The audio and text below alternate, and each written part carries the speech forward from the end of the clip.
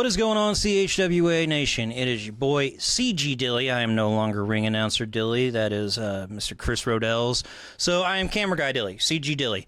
But we are here talking about the top moments of 2023. Earlier this year, we normally do a top 10 of all the best moments of the year. But I had a lot of things going on in the beginning of the year. A lot of personal stuff, and I wasn't able to get the video out or really made. But what I went ahead and did was asked a buddy of mine to come out and do this video with me, and we're not going to do the top 10 moments. We're going to do the top 5 moments of 2023. There was some good moments. There was some bad moments in 2023, but I think these top 5 are the best of the best of 2023. So let's go ahead and get into the video itself. I'm going to go ahead and bring my guest into the video. This is going to be shot a little bit like a podcast. It's not a normal video. We're not going to do all the nonsense and stuff like that. This is going to be just a regular kind of podcast. I'll throw in clips as we go. But I'm going to bring in my guest. So everyone, please give a big round of applause if you're there, and if you're in public, go ahead and make all the noise you want, make every people sound weird. But I have the current CHWA undisputed champion, Mr. Elride. Mr. Elride, what is going on? Hello. It is not much going on other than living life and doing our own things and getting through the days, and still kind of trying to accept that I'm holding this heavy toy of shiny, what's the good word? Label. It's a pretty big shiny label. It is a very and big target yes. on me. Yeah, you might have a. But hey, I'm going into 2025 champion, so that's pretty cool. So for everybody who might be wondering, I don't know if I'll have the video out yet by the time I put this one out, but we did have to cancel our November show. We had some weather conditions that kind of prevented it.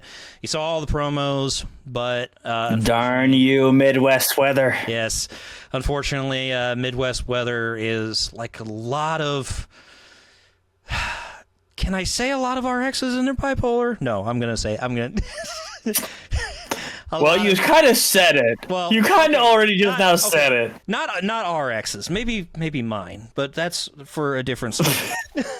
They're like a lot of people we know's exes. Yeah, we'll go with that. A lot of people that we know. Let's make it vaguer. Yeah, let's protect you, Dilly. Yes. Protect ourselves. I don't need any more scars on my head. Yeah. That's 2022, though, not 2023. That was 2022. That is not in these top 5 moments. No, I don't need.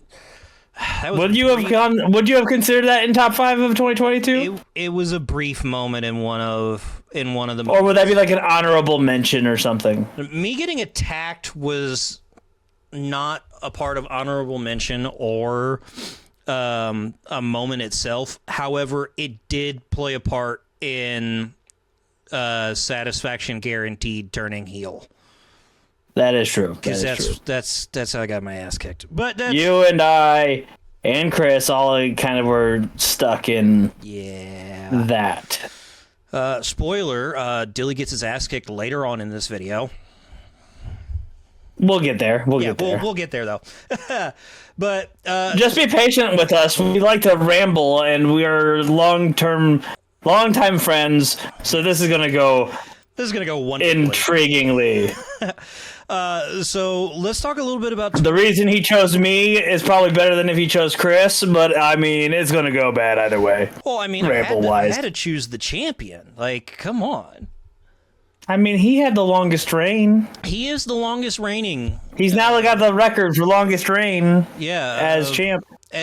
Is it the heavyweight? Even though we're tied now, 13 times, baby. Is it the heavyweight champion that he's the longest reigning, considering of the title change? Technically, he's the longest main champion. I think is because it was still the main belt. It just changed because of Yeah. things we'll get into. Moments in 20... Ooh, is it 2024 that... Yes, 2024. Wow. That was in 2024. Yeah, that's for a different That'll video. happen. That happened in a different video. Yes, that'll come out in January at some point, because your boy is working on that video. And I have the list. We're just trying to give you guys a little bit of something to like make up for 2023 not having a top 10 and prep you a little bit of some knowledge that leads into 2024 top 10. Yeah, plus the lack of videos that will be going out in November or / December. That is also true. Yeah, this would be a nice early Christmas gift for everyone. Yes, give everybody a little bit of something from us, even if it isn't people beating each other up brand new, fresh. Yeah, exactly. But so, Elrod, let's talk a little bit about 2023 as a whole. It started off very interestingly. For context purposes, we lost our building at the end of 2022. So we needed a new home, and CHWA went looking. Had a show out by us in a town called Litchfield. Ooh. Yep. We had started out at a location, I believe it's called Gudgel Ranch. Gudgel or Grudgel? Ranch Saloon? It was it was a saloon, big barn-like building. Yeah. Great venue. It was not bad. It was a very nice place. The drive could have been nicer for some of our guys. Yeah. Getting the ring out there could have been nicer. Yeah. But thankfully we did come up with finding a new location relatively quickly. Yeah, we literally after that show we started running in Edwardsville pretty much exclusively. Pretty much. Like we've become the wrestling company in Edwardsville. Yeah, Edwardsville, Glen Carbon area, because our John Holt shows. Because we did do John Holt in Glen Carbon, which is, I mean, to be fair, Cottage Hills is kind of a similar setup area. We're like right next to it's not another town, so it's like that combination of like these are two towns, but they're like basically one giant area. Yeah, no, exactly. That's what Glen Carbon and Edwardsville are. Yeah, no, exactly. But so we started running in Edwardsville. We did a few shows, and then we started back up TV tapings, which we had to stop because, like, for all sake of transparency, we were filming TV and the show and like the big pay-per-views on the same day, so guys were wrestling, and it was 2-3 times. So tiring for so many of our guys. Night. Like, I give props to Chris because he would wrestle sometimes 4 times in a day because of 3 tapings and the actual big main like pay-per-view show. Yes, and like. And he would do great, but it was 4 segments, that had to be tiring. 3 of them matches, because we were like we would. Not that we would refuse to let him wrestle 4 times, but for his body's sake, we refused to let him wrestle 4 times. Which, unfortunately, leading to things which we will talk about later in this video. Yes. Kind of couldn't be halted and changed anyway. Yeah. Things just happened to not like Chris. Yes. Life wants to fight him. Yes. Like, there's a TV show that some people of our generation will at least remember, and older. Everybody hates Chris. Yeah, everybody hates Chris. Life hates Chris Exodus. It really does.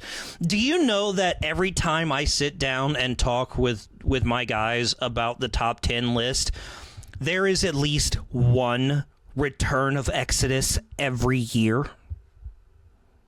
Dude, like I said, health 2020 scares. He's had so many health scares. 2022 was it 2020? Was when he had the lung. 2021, he comes back after COVID with the neck injuries. Remember? Because yes, he got and then in phone call 2022 he had the ashes. He has the lung collapse in 2022. At 2023, from the ashes, because I had to pull him out. I had to get him off the commentary table. Yep, and I told him, "Hey, you have a phone call," and he looked at me all mad. He was like, dude, we're doing a show. I said it's an important call. Get to the back. Yeah. And thankfully, because he's a wrestler, and the number one rule for a lot of wrestlers is never show up without your gear, and he was stubborn to not do that even when he was injured. It worked out. Yep. So. That was 2021. 2022, he had the lung collapse from New Foundation.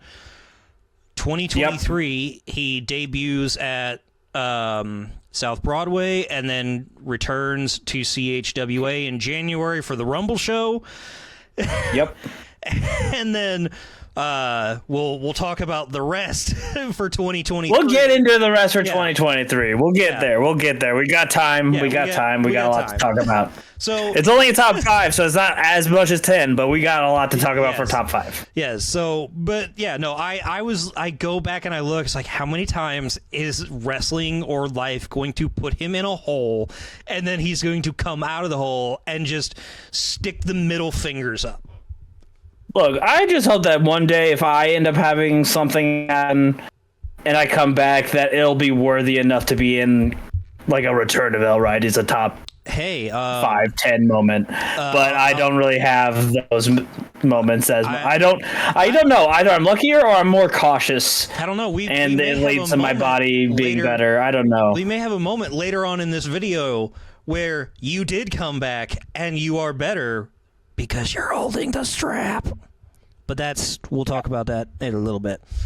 I would say we'll see about that. We have to get into like how this all leads. We have 5 big topics we have to hit, and so they all were very impactful moments in 2023. Yeah. So let's go ahead and get to it. CHWA. Also, letting everyone know who's watching this. This is not a top matches. No, this is top moments. This is because some people get angry and like, oh, why wasn't this match mentioned? It's like because we're not talking about specifically matches, and also these are not like a conglomerate of people like voting together. Yeah, all the time. Like sometimes these are like I know Dilly, you have had the most influence on what was the top moments. Yes, you do ask. I know you've talked to people about. Would you say this would roughly be like you'd like? Yeah, I think these are the top moments.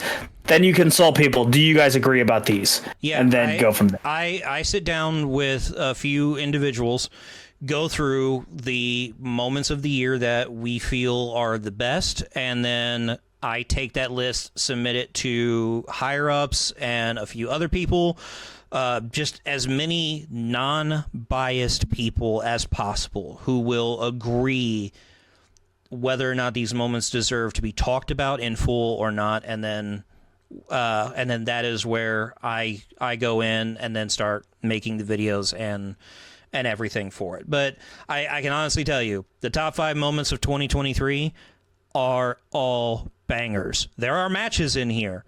There are.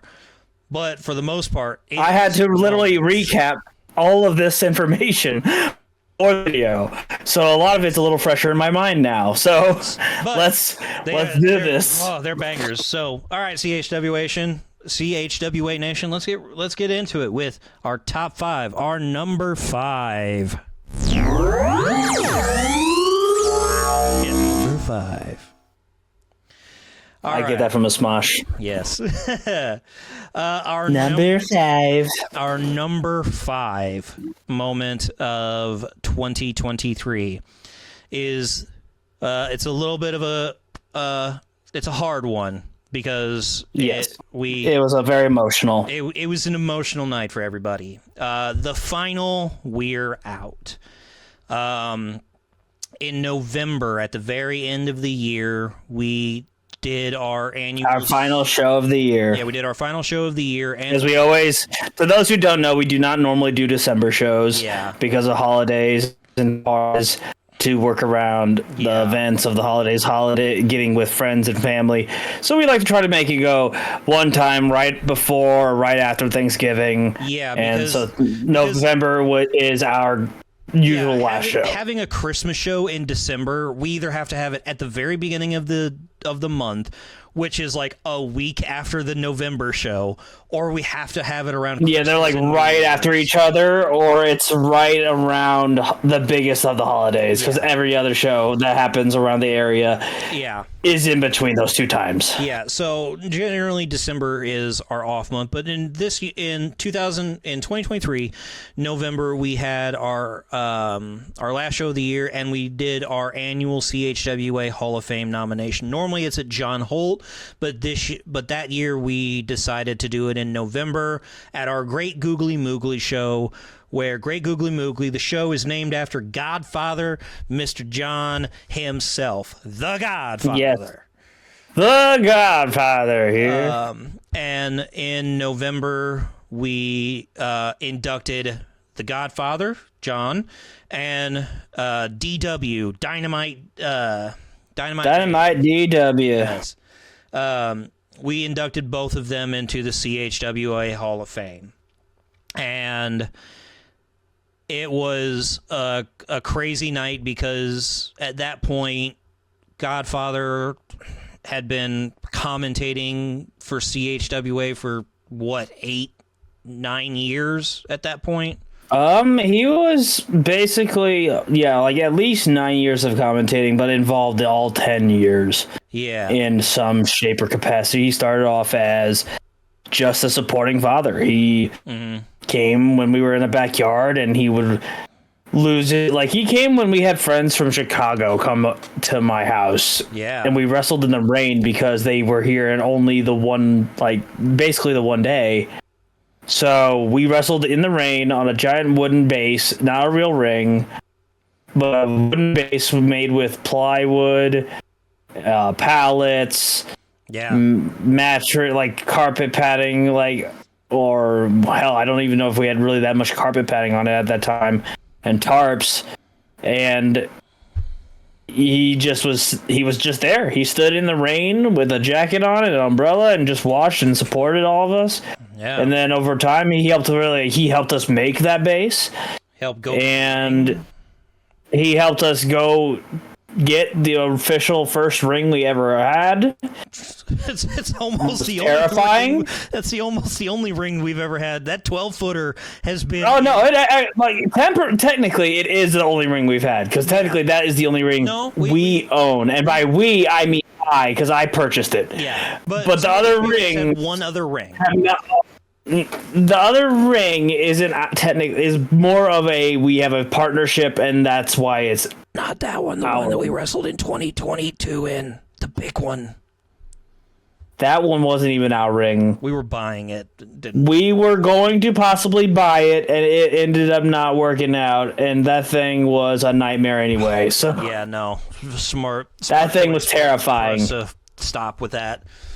Yeah, no, ignore that thing. Ugh. But no, he's been around the whole 10 years we were there, and he even now he still comes. He might not be in it, but he'll still come and go, and he'll be at some shows to show his support. And same with DW. DW, he's been... DW has shown up a lot still to be in the crowd and watch. And he's even volunteered.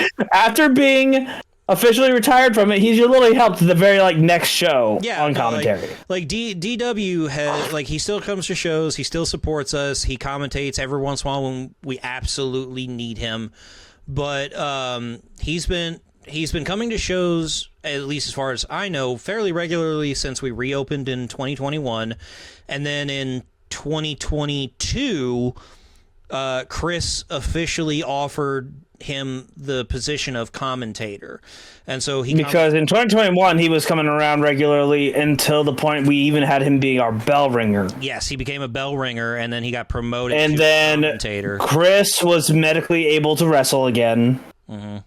And he couldn't commentate anymore because of it. So he asked, and DW agreed and wanted to sit by Godfather and co-commentate. Yeah. And so he commentated from 2022 all the way to the end of 2023. Oh, I see her. Hi, Maddie. Maddie Monarch, hi. Everybody. Maddie Monarch is here. Yeah.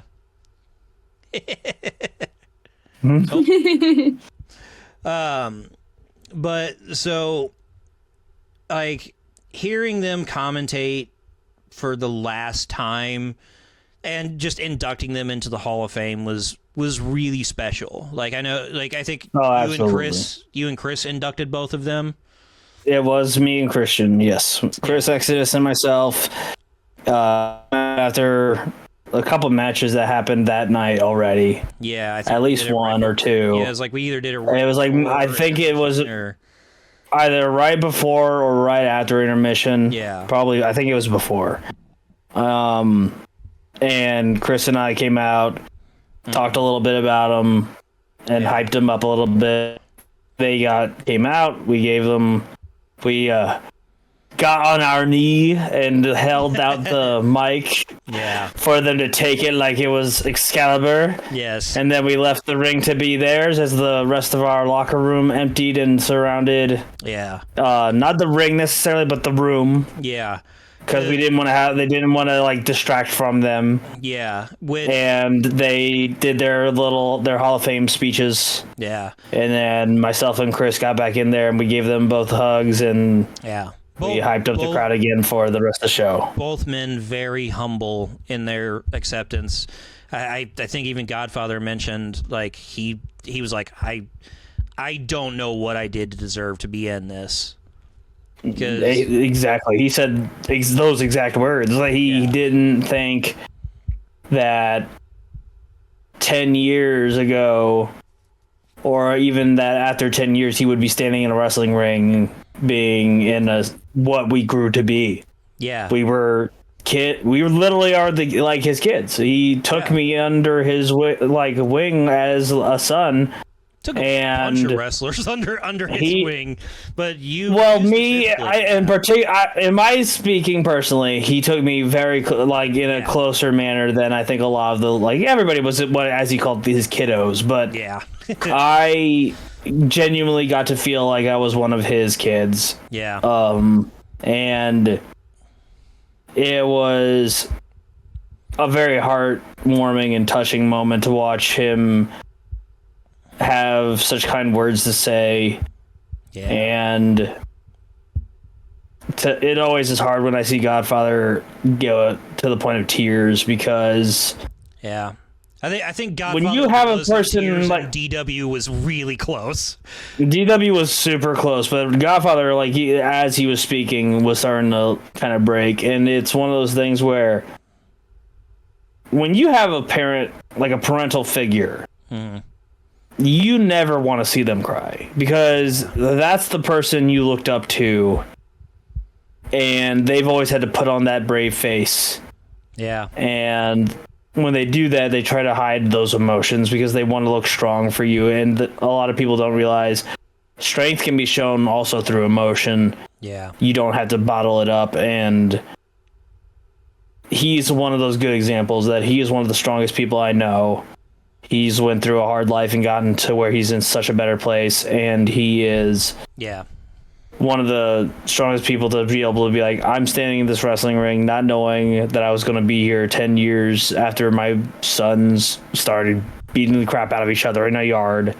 Yeah. And he would let himself break in front of all these people in that crowd in the locker room because he was so thankful and grateful for it. And I could never be prouder with the 2023's Hall of Fame inductees. Yeah. They were such a great pair of people. Like, we don't normally have a lot of options necessarily. We usually do maybe one or two people a year. Yeah.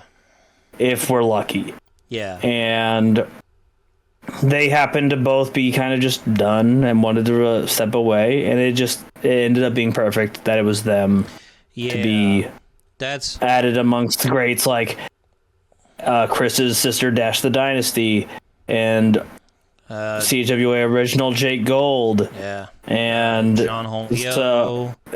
John Holt. John Holt, we don't, I think, have an actual... Do we not actually have... Hall of Fame for him because of the event is hit for him. That's very true. So it's kind of like, he has a different, kind of ranking just because we did name the show that is kind of helping prolong and give that dedication to the others afterwards. He's an umbrella for all these others. Yeah. But we have like Damien Blackwell's father, Izzy. Izzy Blackwell. We have him in our Hall of Fame. Is and grandma in there? Bell Ringer grandma, I don't know if we actually gave her one, but I think she, in a way, I think would say is an honorary. Yeah. But I can never remember I cannot. on some. It's been, like I said, it's been 10 years now. It's going, technically, now it's going on 11 years. Yeah. Of it's been 11 years of me and Chris alone wrestling, really going to wrestling. So we're going on 11 years of CHWA's actual history. Yeah, and I think so. That's a lot of years, and I've hit my head a lot. So trying to remember Hall of Fame names. You also got to think between. I think Izzy Blackwell was the first one in a long time after Dash. There was a long gap between, I think, Dash and Jake Gold. No, I think it was Dash, Izzy, then Jake Gold. Yeah. But we kind of had a little pause. There's like a 5 or 6 year gap between Dash. Yeah, there's a huge gap because we didn't have anyone who's retired or built up kind of the qualities we want for our Hall of Fame. Yeah. And because we're not saying that they need to be high esteem necessarily, there is a certain level of it. But the way I've always, they have to have something that they had to make an impact. Yeah, it's they had to be part of the company in some way, and it had to be, and we prefer that they were involved on camera at least in the company somehow. Yeah. I will not bring up 2024s because that one, I mentioned, if anyone watched John Holt X on our YouTube, and watched our Hall of Fame induction on night 2, I got to be the host of the night this last 2024 year's Hall of Fame, and one of them was a person that I had to make sure very loud and clear at that event that this person was at one point a champion. So they were, and they've been seen on CHWA camera. Yeah. So we don't want to just go, oh, this is a person who was very dear to us. And I would love so dearly to add Jeff Hyde into our Hall of Fame. God, yes. But he was never on camera as a wrestler. He was on camera, but he just wasn't that. He was on camera. He was a security guard because you could see security him running around. Matter of fact, I have video of him carrying off Jackal after he injured his leg. I mean, he also, I think, carried Dion a couple times at places. Yeah. God, but it's I don't know. It's one of those things where I'd love to have put him into the Hall of Fame as well. Yeah, because before he wasn't on screen enough to make the two fans have an impact. But the people that we recently inducted had connections to fans because whether they were just seen more or they were well known. While I know that if say Dynamo Pro if they were to have a Hall of Fame of some sort, Jeff would go in. I guarantee he'd be in there. Jeff, myself and Chris, we already got the approval of our mentors, and we changed the name of our finishing move at Dynamo to the Dragon's Hide, spelled HYDE, in memory of I didn't Jeff. know that. That's dope. I love that. It is no longer it's Dragon's Tail, at least right now, for everywhere else. Yeah. But now it's the Dragon's Hide, spelled like his wrestling name. That's cool. At Dynamo. I love that. That's our way of our little homage to our lost friend who. But yeah, so may he be resting in peace because we miss it. We miss you, Jeff. We really do. And to give you a heads up, I kind of talked, I think with a few people, and I think we were going to try and incorporate Jeff in the coming years. Because he was around, we loved having him around, and he would have been a great. He was a very essential part of 2024 for us. He was. It was a behind the scenes. Yeah, not a lot of people would know. Yeah, exactly. But yeah, so our CHWA Hall of Fame, like we try to reserve it for not people who, it sounds bad for people who deserve it, but it's for people who deserve it, and Godfather and DW very much deserved it. And then kind of as their last celebration, they commentated the main event of that night, Ricky Rodriguez versus Mizoku versus the interim champion Aleister Crow, which, hearing Godfather and DW back on the microphone, I love our commentators now. I love Luke. I love Guido whenever he's here. Our commentary team is honestly, in my opinion, one of the greatest commentary teams we've had. I love our commentary team. But there's something about hearing when DW and Godfather were on the mic, they're making it feels like the old days in the sense of they don't feel like just professional commentators. Yeah. They feel like two brothers watching wrestling and giving you a little bit of play-by-play, but also cracking jokes, and they're laughing, and it's one of the nicest feelings. Yeah. Because as I was like refreshing my mind for this video, I found the final match that they commentated of mine.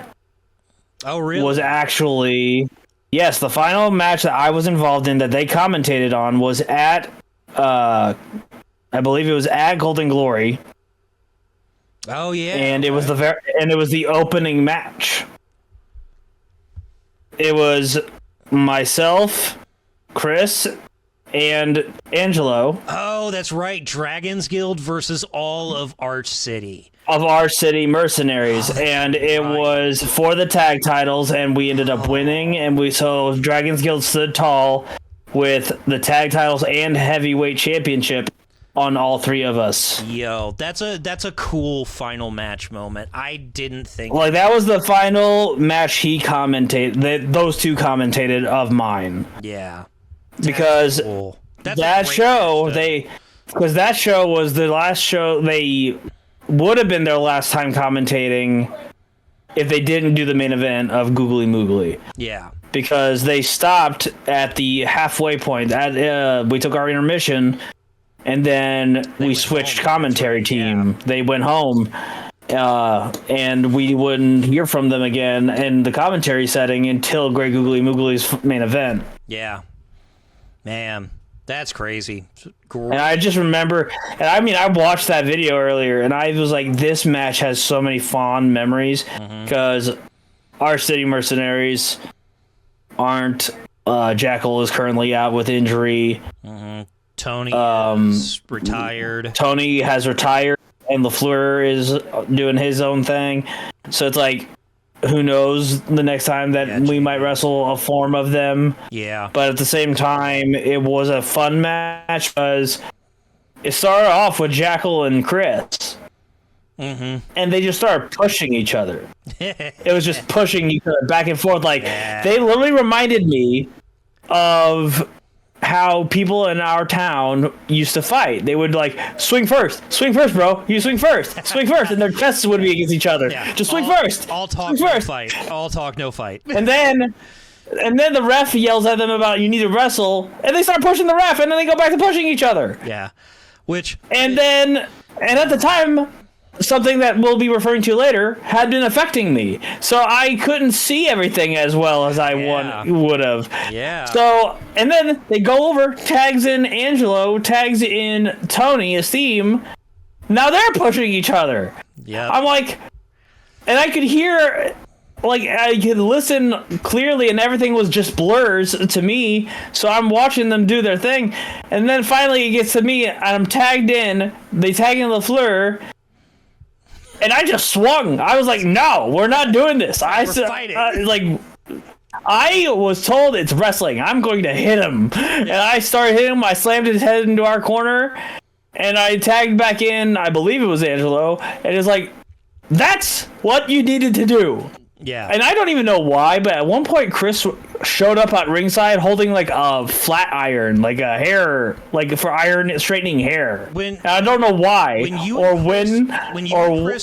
never understand him. I never understand him, and I've known him for years. I love watching you two wrestle because Chris will tag you in. You will wrestle, and Chris will dip and go, my brother's got this, and he'll go like talk with the crowd. He'll go eat a bag of chips, and then he'll be sitting half the there. time I'm tagged in, I'll hit a big move, look over, and he's sitting in like 8th row, and I'm like, why are you away from the ring? I could need you at some point. Yeah, and What if I'm in dire straits and you're just eating nachos? yeah, and that's usually what happens is you look away, and then the other guy takes you down, and Chris goes, oh crap, I need to go help. Yeah, you should have been over there. If you were already in my corner, I wouldn't have turned around to be like, what are you doing over there? And I wouldn't be getting hit. Yeah, which, by the way, that match is the second shot in the intro for all of our videos. It does have a very fun clip. But back to the Yes. match, because I know, like, apologies again, everybody. We definitely ramble. And there's a lot that memories flash back when we hit these things. Yes. But that final match that was commentated by Godfather and DW was Mizoku, Ricky Rodriguez, and Alistair Crow for the interim championship. Mm-hmm. And, man, what a weird trio of people to be fighting. Yeah, which I know it was originally Ricky Rodriguez and Alistair Crow, and it was Raz who that's right. added Raz Mizoku. Inserted Mizoku. That's Raziel Grimsley, Angelo's Manager Raz. lovely partner, was GM, and because of I got to announce them as our official GM at John Holt 9 that of 2020 in 2023, and that one of their first things they did was they brought in Mizoku and put him into the match. Yes. Yeah, because it's such an odd trio. Yeah, at that point, Crow had kind of been running wild a bit with what he was doing, especially with the help of Makazi and I believe Parasite. Parasite. Yeah. So, Raz... We'll probably end up touching that a bit later as well. Yeah, that's going to be probably a little bit later. But I think probably to even out the odds, adding Mizoku into that match was probably needed. But I will say, not because Ricky Rodriguez can't handle himself, because boy, howdy can he. And I wrestled him one of the first times he was in CHWA. Mm-hmm. He is a tough competitor. He very much is. But so is may I just say, this match... Oh, his mother was not happy with me. But the match had some very unorthodox work from Ricky and Mizoku together. Oh, the bell rang, and they immediately went for Crow, and Crow was just... boom, boom, boom. Like, they were going down and getting up, and he picks, chucking... Mizoku weighs, not even $120 soaking wet. Yeah. And he's getting manhandled. So, I remember Ricky picking up Mizoku and throwing him at Crow, who just catches him in a waist lock. Right. Off the ground. And he ends up getting, out of it, Mizoku, elbows him in the face or something, falls down on all fours, and then Ricky jumps off his back onto Crow. It was what is happening? Are you teaming, or are you trying to throw him into the, with the shark? What's going on here? Yeah, no, exactly. But, at the end of that, Crow did... And there was also Makazi and Parasite came out. Makazi and Parasite on the side. Then DNX, before the Makazi and Parasite could do anything, came out and fought into the back. Yeah, that's right. But I do have to say, Crow, though I don't like Crow. Yeah. He did get creative when he got that win. Took full advantage of the triple threat rules of not really having rules. Yeah. Because that specific triple threat, because some triple threats do have the normal rules, but this one didn't. Countouts. And he handcuffed Rodriguez around a post so that he could not get in the ring to break in after he used the interim title to knock out Mizoku. Yeah. And that was how he retained that night. It was I have to give him credit where credit's due, and that was a smart way of stopping, and frankly, the heavier, like the bigger opponent. Yeah. And then he hit Mizoku hard enough to make him flip with that belt. So it's like, ooh, I've been hit with a belt before. They're not fun. I have a hard head, but there's only so much my hard head can handle. Metal still hurts. Yeah, metal can like daze you. I've barely gotten out of pins before from a shot to the head with a belt. And it's 50-50 on if I can take more than one before, like, take one and still get up before they have to do maybe two. Because if there's two in a row, I don't care how hard my head is. I'm probably going to be maybe not even knocked out all the way, but delusional enough and groggy enough to be like, where am I, and not kick out. Yeah. Because that stuff is not fun. Yeah, no, exactly. But, that was the end of Godfather and DW's commentating career together. Obviously, DW commentates here and there whenever we need him, and I'm sure Godfather would do the same, but we all know everybody has not lives, but sometimes you're busy, can't always do it. So we always have a nice staff of commentators that fill in when we need them to. But we have a good 2, 3, maybe even 4 that rotate, and they're all very good commentators. But we will always miss Godfather DW's banter. Yes, and it is probably the last time you will hear Godfather and DW say, "We're out," which I wish was a tagline for all the rest of the commentators, but I'm happy to know that it's Godfather and DW's and that it stays with It's a signature to them, and we are happy that it kind of stays that way. Yeah. Now, obviously, I try and end videos with "We're out" because I want to kind of keep that tradition, but I mean, I've even done promos and ended it with "L Ride Out" because it was Godfather thing. Mm-hmm. Me and Chris both used to do it. But, it was bittersweet hearing Godfather call that last "We're out." Especially going back and watching the edit, or, editing the videos. But, all right, let's get on to the more...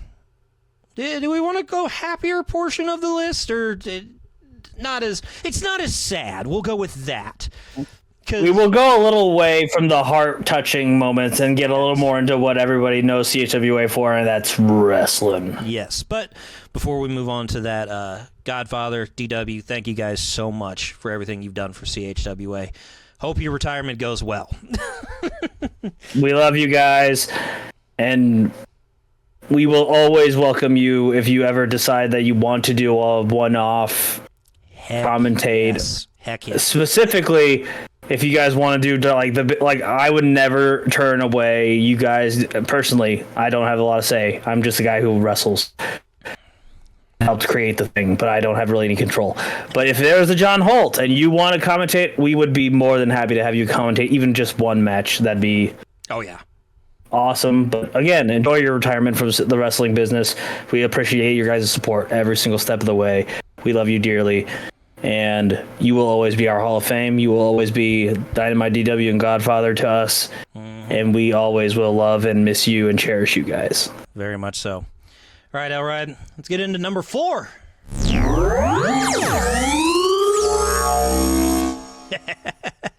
I'm going to do that the whole video now. Number 4, Gateway to Glory tournament, the very first Gateway to Glory tournament. In 2023... I have some bittersweet memories with this one. Listen, you did well in the first round. I was bit a lot. I think you were also peed on. I don't want to talk about that. Yeah, that's a different website. Anyway, the very first... Oh, come on! I didn't say nothing. This is YouTube. All right, yeah, you just insinuate. So the very first Gateway to Glory tournament in 2023, we at CHWA decided that we wanted something to kind of not be our Change it up. Yeah, it's like we wanted a cool thing of our own to introduce and have its own cool little stakes. You know, obviously the person who wins the Royal Rumble in January, or sorry, the King of the Hill Rumble. King of the Hills, yeah. Yeah, the King of the Hill Rumble in January, they get a shot at the main title. At some point in the mid-year. But I don't have to do that Rumble this isn't coming 2025. Finally! You just have to face the person. No, I just got to sit out there and watch the whole thing with nerves. Don't let it be that guy. Yeah, no, exactly. But we decided, you know, the mid-year kind of needed something a little special too, so we created the Gateway to Glory tournament, and we opened it up to all St. Louis wrestlers. Didn't matter what company you worked for mainly, didn't matter any mileage, it did not matter. If you wanted to be a part of this tournament, we welcomed you into it. And in May, our first two competitors joined the tournament live at the May show. Ashlyn Alexander, which were shocking ones. Yes, Ashlyn Alexander for the sense of Ashlyn had not been seen for a long time. Yeah, I don't think she's been seen since. I know she wasn't even at the Rumble, was she? I don't think so. No. So Ashlyn hadn't been seen in a minute. She came. The bigger one, which was a huge shock to at least us personally. Yes, that was Moondog Rover. Yes, Moondog Rover. After Ashlyn announced at the very beginning of the show, right after intermission, I made the announcement, I called up Mr. Moondog Rover because he wanted to come speak, and he threw his name into the tournament. And if you know anything about St. Louis wrestling, you know Moondog Rover. And if you know anything about independent wrestling, you know about the Moondogs all over the U.S. Oh, my God, yes. But in St. Louis wrestling, Moondog Rover stands, it just takes two steps out of a door, and people lost their mind. Yes. It was shockingly quiet on the Illinois side because they aren't as familiar with the St. Louis wrestling scene. Yeah. But still, it was huge to us in the locker room and in the company doing this to have him put his, throw his hat in the in the circle. First time at CHWA too, if I'm not mistaken. First and only time. Yeah, which I mean, what a way to go in if it's one and only. Do a big tournament that's open to the St. Louis wrestling public. Oh, absolutely. But. It was just crazy to know those were the two first. Yeah, those were the two first. And throw their hats in the ring. It was like, what? Yeah, and then to just step it up that much more. As after May's show ended and as June was going on heading to the show, we had you throw your name into it, Elride. We had Ricky Rodriguez. We had Parasite. And then, but the ones that I think were coolest out of don't get me wrong, I'm a regular, so I'm boring. I forget we got and Angelo Grimsley. But then the two big names that came in / back, crazy because Ricky Cruz. Yes, Ricky Cruz, well-traveled veteran of this business. 25 years, I believe, taught as of us so many things as wrestlers. And then a long time not seen face from CHWA past, almost Tommy Davis. Tommy freaking Davis. Man, this tournament was insane. 8 top-notch wrestlers in the St. Louis area, and I can say that with 1,000% certainty. And then just think about the brackets. Yeah, the brackets weren't they randomized? It was randomized to when you signed, whenever you threw your name into the tournament. Because they wouldn't put them I don't think anyone put matches together until all 8 were locked in. Mm-hmm. Because otherwise it's going to be like, first matches would have been like Ashlyn versus Moondog because they were the first two. But it was like as soon as all 8 got put in, they in individual brackets, and then the last 4 were randomized of who they fought. That's right. So it was Ashlyn, Moondog. I can't remember if it was it. It was either Ricky Rodriguez or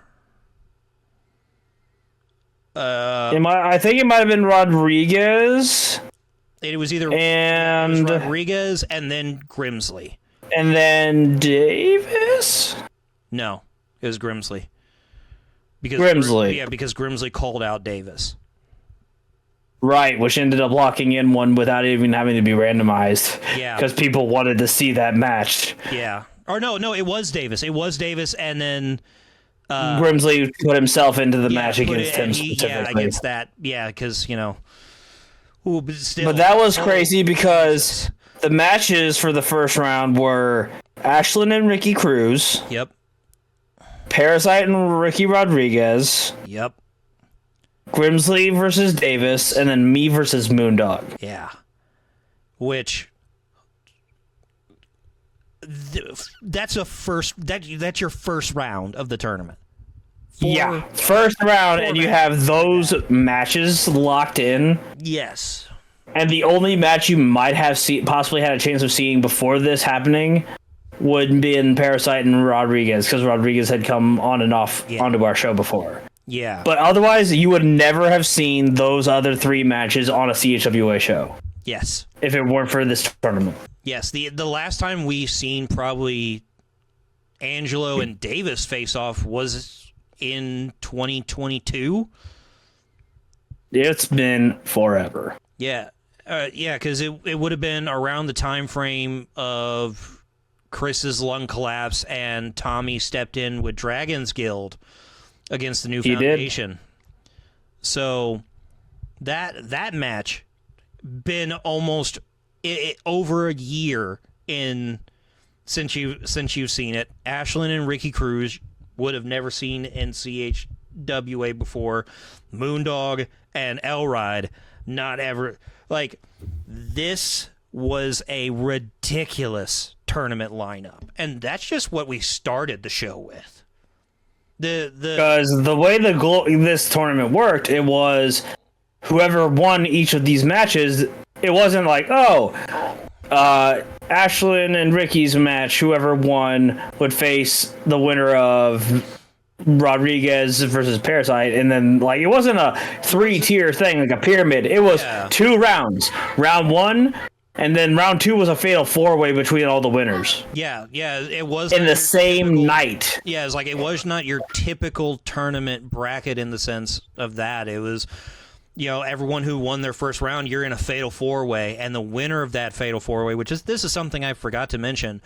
The special caveat of the Gateway to Glory tournament was you got to wrestle the current CHWA champion the next month. Which was at the Gold and Glory event. Glory, which we'll talk not about. Gold and Glory, not Golden Glory. Let us make that clear. Yes. I've said it and confused myself a million times. Listen, whenever you say it quick enough, it sounds like Golden Glory. And it's very confusing. It's like when there used to be Park and Shop. Yes. Or Hit and Run. But any of you who don't live in the Midwest will not know what I'm talking about. Yes. But that particular match finals, we'll talk a little bit later on. That's a little bit later. But the tournament itself was outstanding. The matches were great, and that fatal 4-way was insane. Well, let me tell you, so let's go ahead and get onto that fatal 4-way. So the winners of those first rounds was Ricky Cruz defeated Ashlyn, Tommy Davis defeated Angelo Grimsley, Parasite defeated Ricky Rodriguez, and I won against Moondog Rover. Via But I don't. disqualification, I believe. did not win by pinfall or submission. I won because he went to get his bone. Yeah, that And- Moondog bone. He ended up clocking me with the bone right in front of the ref, and the ref disqualified him, so I moved on. So it was like, I was the only one to not go on from a pinfall or submission victory. Yeah, exactly. Which didn't Tommy? Did he pin or did he submit Angelo? I honestly could not tell you. Trying to refresh for this video, I didn't get a chance to watch like in depth all the rounds. Yeah, I don't fully remember. I just know that their finish was still like you closer to your normal like a actual solid finish versus like DQ. Yeah, but just that the fatal four way of Parasite, Ricky Cruz, you, and Tommy Davis, like.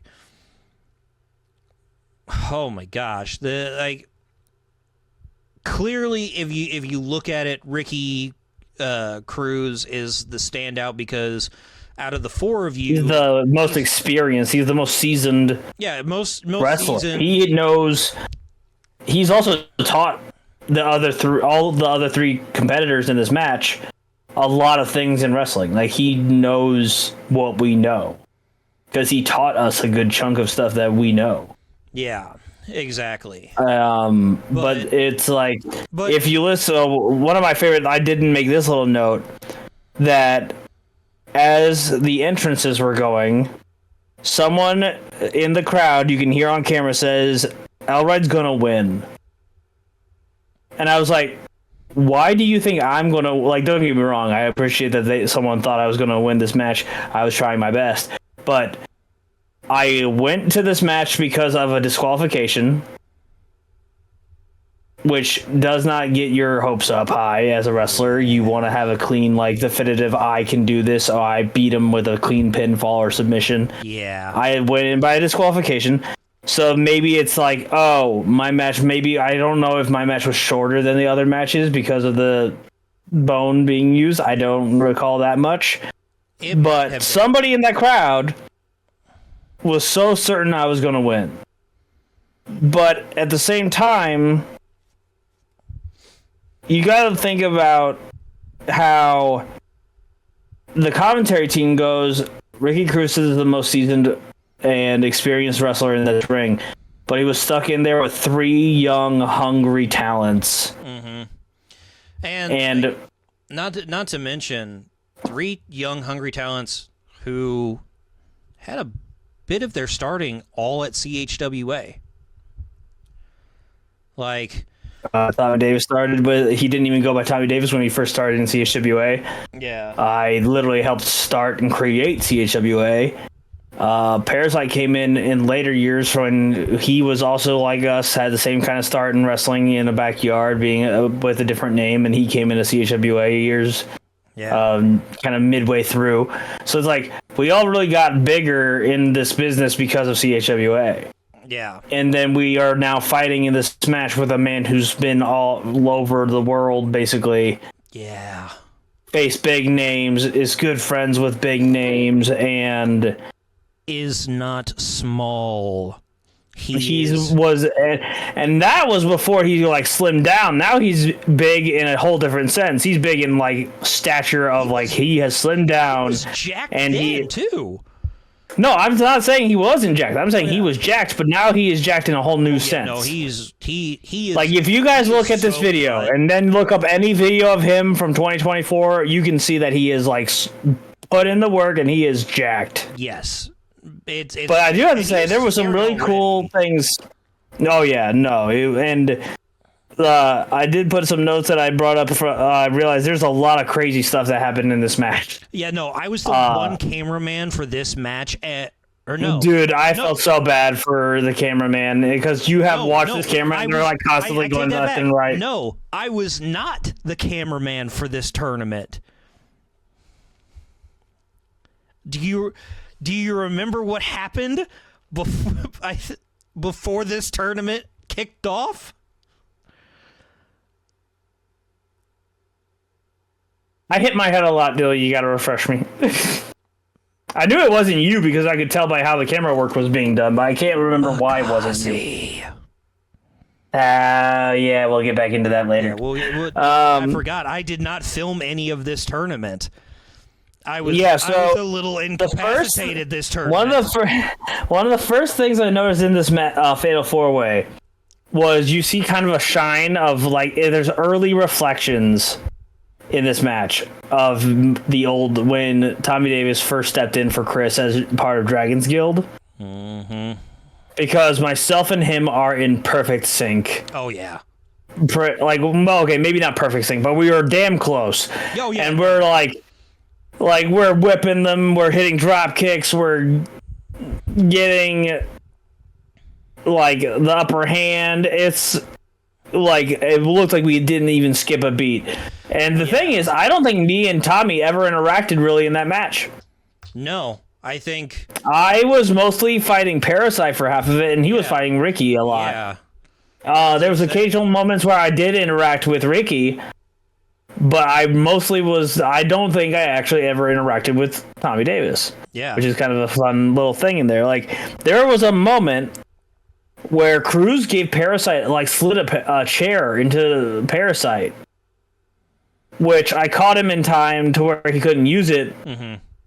And I hit him with a Samoan drop. And as I'm like, I'm G'ing up, I'm getting all hyped up because now I'm finally getting like kind of like a good vibe. I feel a hand on my shoulder. I spin around and immediately I headbutt, and it was Ricky Cruz. Yeah. As soon as that's done, I'm just staring him like.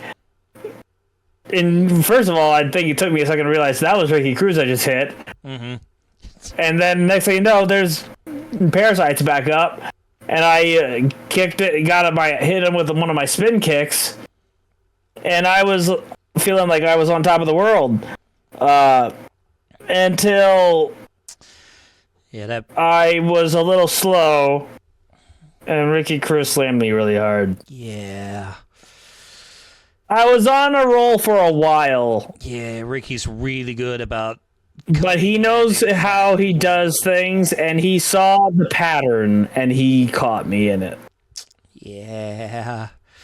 Yeah, Ricky knows what he's doing. But there is one moment that was really funny in the match. I cannot recall what exactly happened in it. But I think it was in that close to that same range of like the spin kicks and the headbutting and slams and stuff. But we had Freddie Jack as our official. He at one point is found. You watch this video. He is sitting on the top rope because he had to jump up there to be out of the way from getting hit. Yeah. And you watch him hop over one of the competitors. I can't remember which one. But it was one of the, like, I've never seen him move like that, and it was so funny to me to watch back. Oh yeah, no. Freddie knows when to get out of the way, thankfully. Half the time he literally has told us before that he wishes he could be reffing from the outside. Yeah, no, because as soon as he hears like that, especially with 4 wrestlers to you guys' caliber, I would argue. I'm talking about with one-on-ones. Well, yeah, no. That's with certain one-on-ones, he'll see the names and he's like, "Can I do this from the outside?" Yeah, no, it's like keep myself out of this. It's great. It was very funny to watch. Oh, and the match ended with a package pile driver from Tommy Davis to, I believe it was Parasite, because I was fighting with Ricky Cruz and we couldn't get in there in time. Ricky Cruz and Tommy Davis gave a really, really, really disgusting package pile driver to Parasite. It was gnarly, dude. Yeah, which that did set up the main event for Gold and Glory. Tommy Davis versus Chris Exodus for the, at the time, CHWA Heavyweight Championship. Yeah. Which Chris hated calling it that because he doesn't see himself as a heavyweight, so we like to normally try to call it just the CHWA Championship. Yeah. But now it's fancy and it gets called Undisputed, which we can get into. Yeah. But that'll be probably mentioned more in the 2024 Top 10, so stay tuned. That's there might be a little bit in the 2024 about. I mean, there has to be at least a mention about it. Yeah. In 2024, so I'm sure There's something, and that's all I will give you. You'll have to tune in to see the video.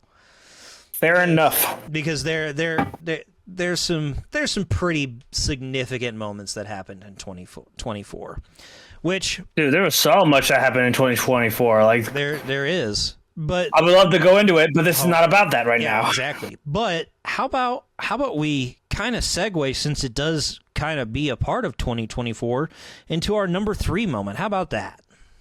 I'm down. Let's do it. All right.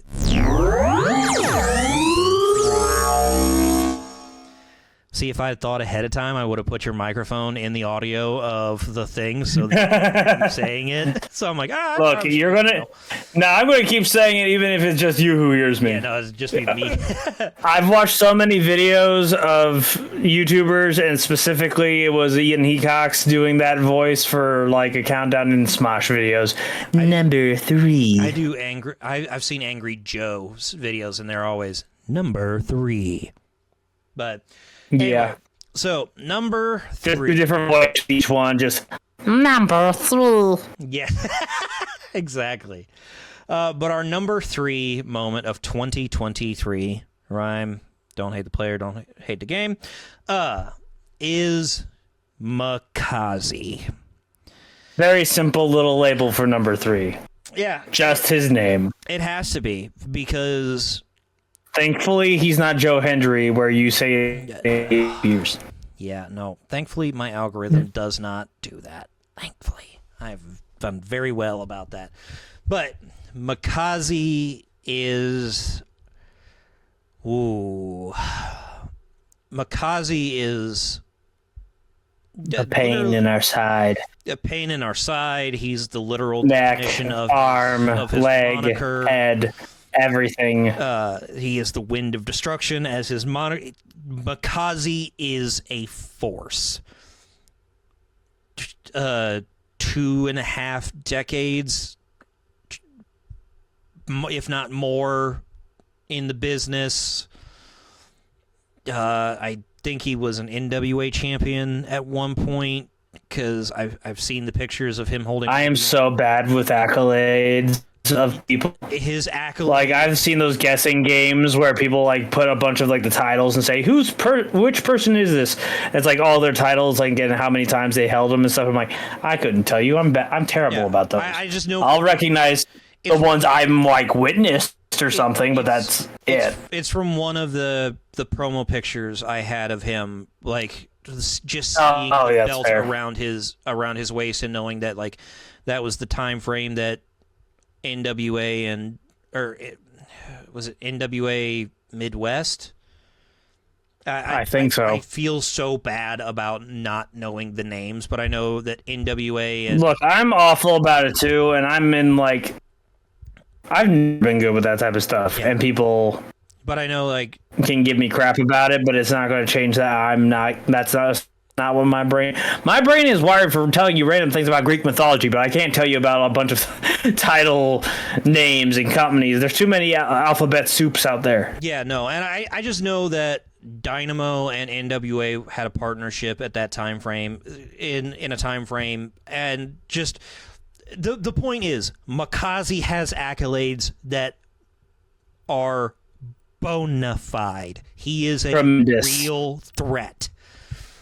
And it's crazy because... A brain in that head can be terrifying and enlightening in the same time. Yes.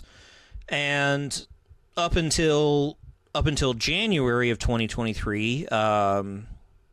Elride and Chris Exodus and a few others, Matty Monarch, they were all getting training from Makazi. He was our sensei, our mentor.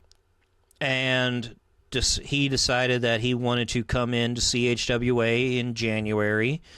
And per what he said, he'd been seeing the talent and he saw potential and he wanted to. He fairly hyped up the company. Yeah, he gave us a rub. He gave us like this he was very kind. Gave us a lot of credit for what we were and how we got to where we are. But the next thing you know, he just lays out Chris. Yep, it immediately went immediately. Holds up Chris's hand.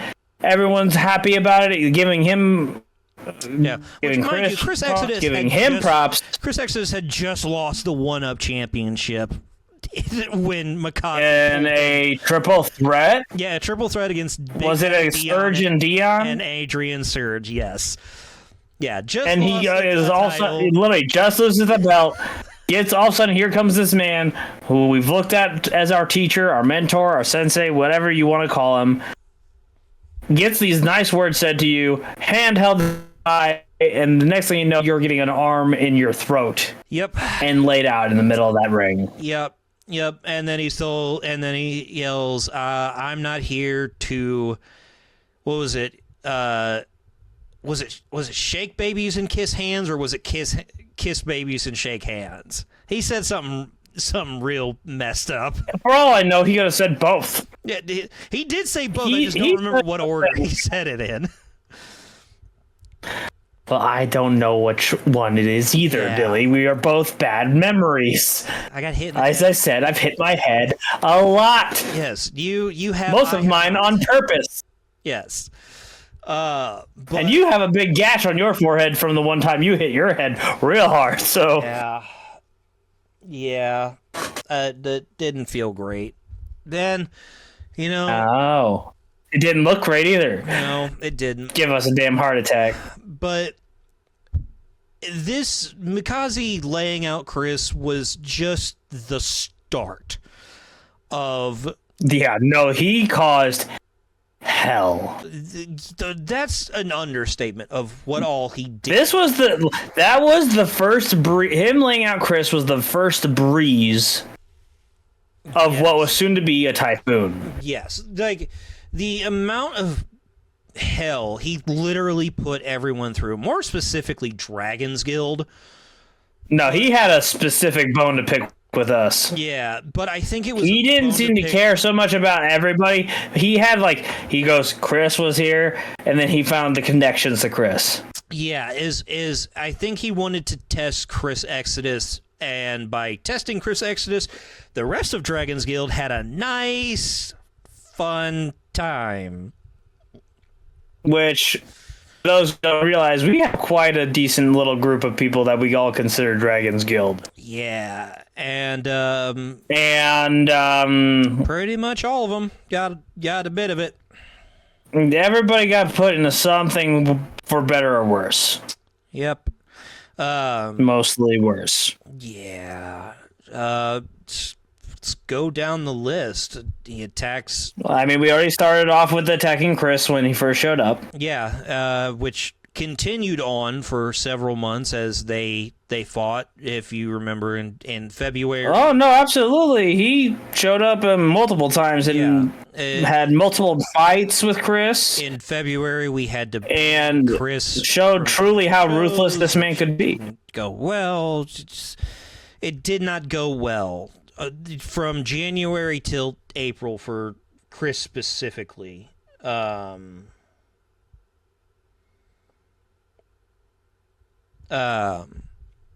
Then, I mean, if you want to know how bad Mikaze is, or how determined he is to get a point across, this man was willing to.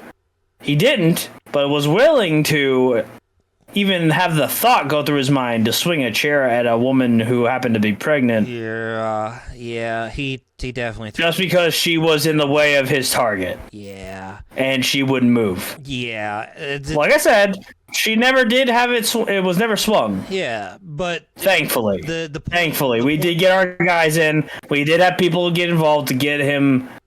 Yeah, to get away from that situation. But that is a ruthless mindset. Yes, and to continue his point, you threaten one person, and then you threaten a pregnant person. Then your next goal is to throw fire in your target's brother's face and blind him for a while. A little bit better now. To be fair, I don't think he was trying to blind. I think he was trying to do probably worse. Yeah. Yeah. The But, incapacitate for sure. yeah, no, that was... I wanted to try to avenge my brother, and I hot-headedly got the match, and did not think he would go as far as to do that, even though there has been a history of him being able to do what he did. Yeah. And right when I thought I had him, all I saw, the last thing I saw for that bit was a bright orange and yellow light, and felt the heat on my face. Yeah. And thankfully, our medical team, and we had Lightfoot in our locker room who had experienced things like this before. Yeah. Rushed out, had water, got a towel, got me to the back. And if it weren't for our medical team, I might not have been gotten off as light as I did. And I'm very lucky that I was able to get my full vision back.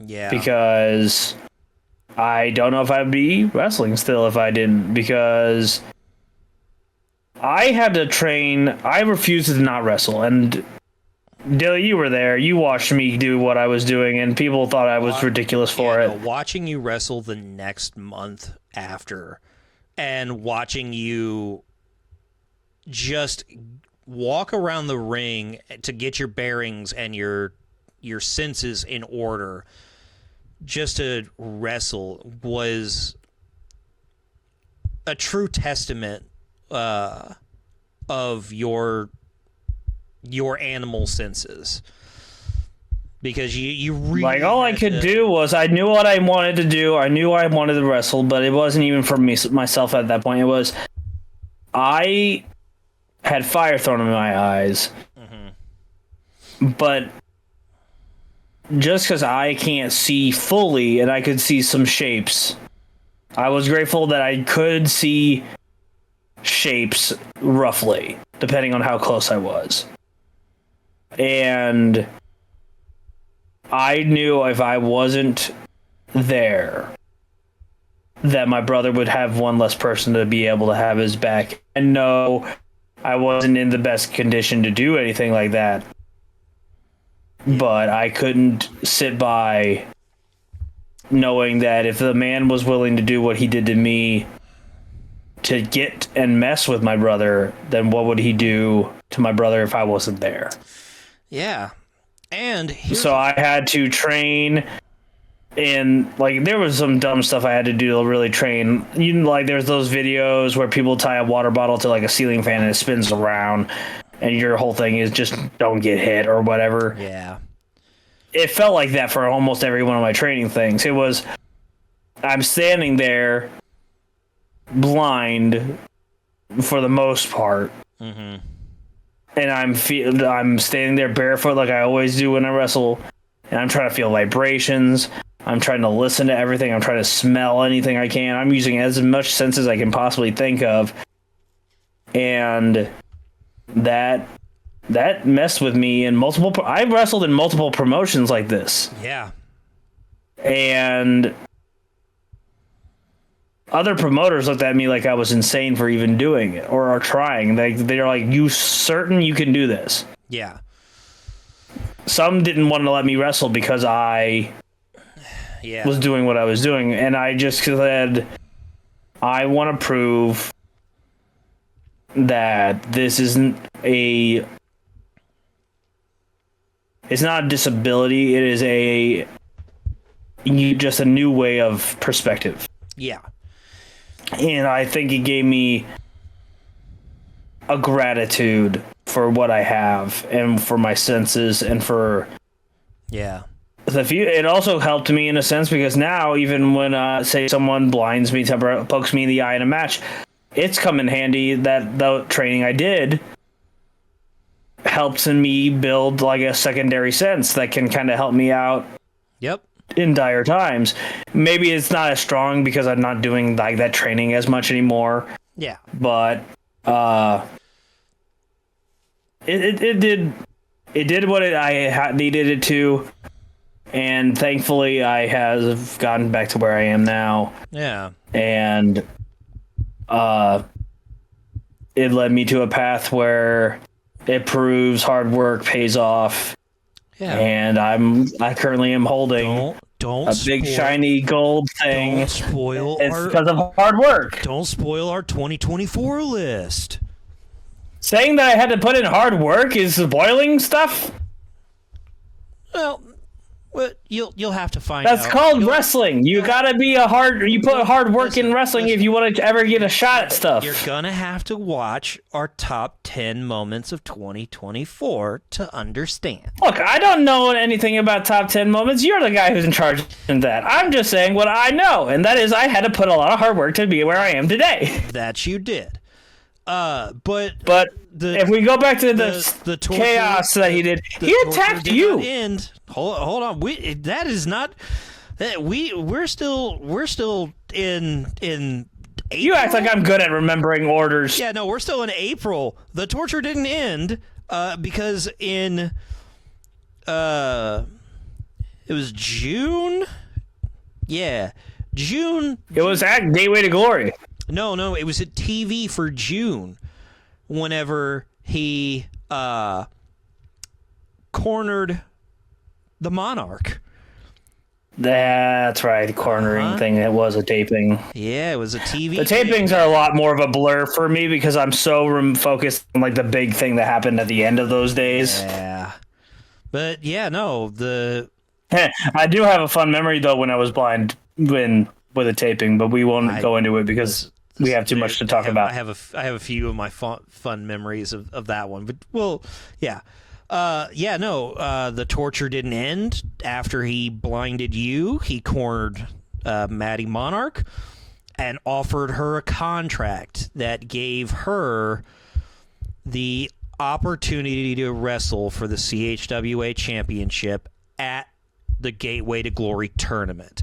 So obviously the winner of the obviously was still being held by as like Tommy Davis won the tournament to face Chris Exodus in Gold and Glory in July, but in June the show ended with Maddie Monarch versus Chris Exodus, which was part of Makazi's ploy to try and mess with I don't Chris. think it ended with that though. It did. It did. That was the. I thought Chris was standing and ended the show by staring down Tommy. Nope. The ending of the show was me yelling at Makazi to get out of the room after. No, that's right. That's true. I remember now. Yeah, after the match, which then resulted in events. Again, but it was hard for me to remember a lot of the stuff because I could not see it at the time. You were blind at that point. But at that point I was still there. Yeah, no, because I was still there. Because I was still fighting. All of Dragon's Guild stood around the ring during that main event. But I don't think we didn't stand around the ring. We stood out there because I was back by a wall close to commentary, and I only know that because of Raz was beside me.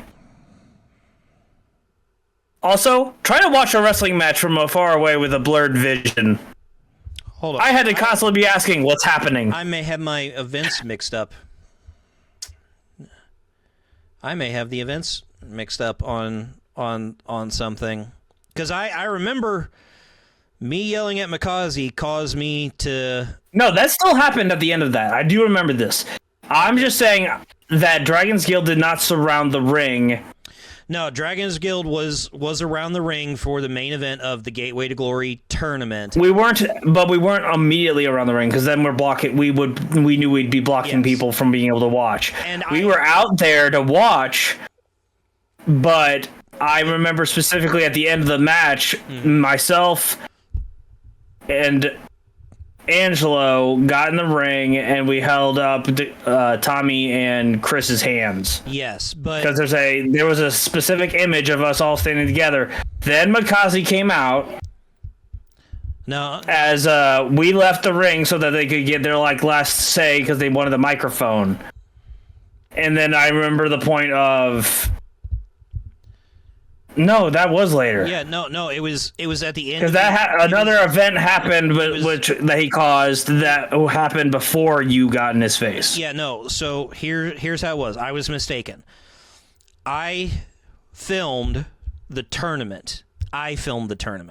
Probably with some help. I missed I missed Gold and Glory because at the beginning of the night, Makazi attacked me. Because what had happened was after... At the end of Gateway to Glory... Yes. We were all in the surrounded ring. him. Wasn't this also after he got Angelo arrested? He might have, because he called everybody out. He goes, "You have a kid, a blind man, a criminal," and like he just kept on going through like all these listings of every one of us. Yeah.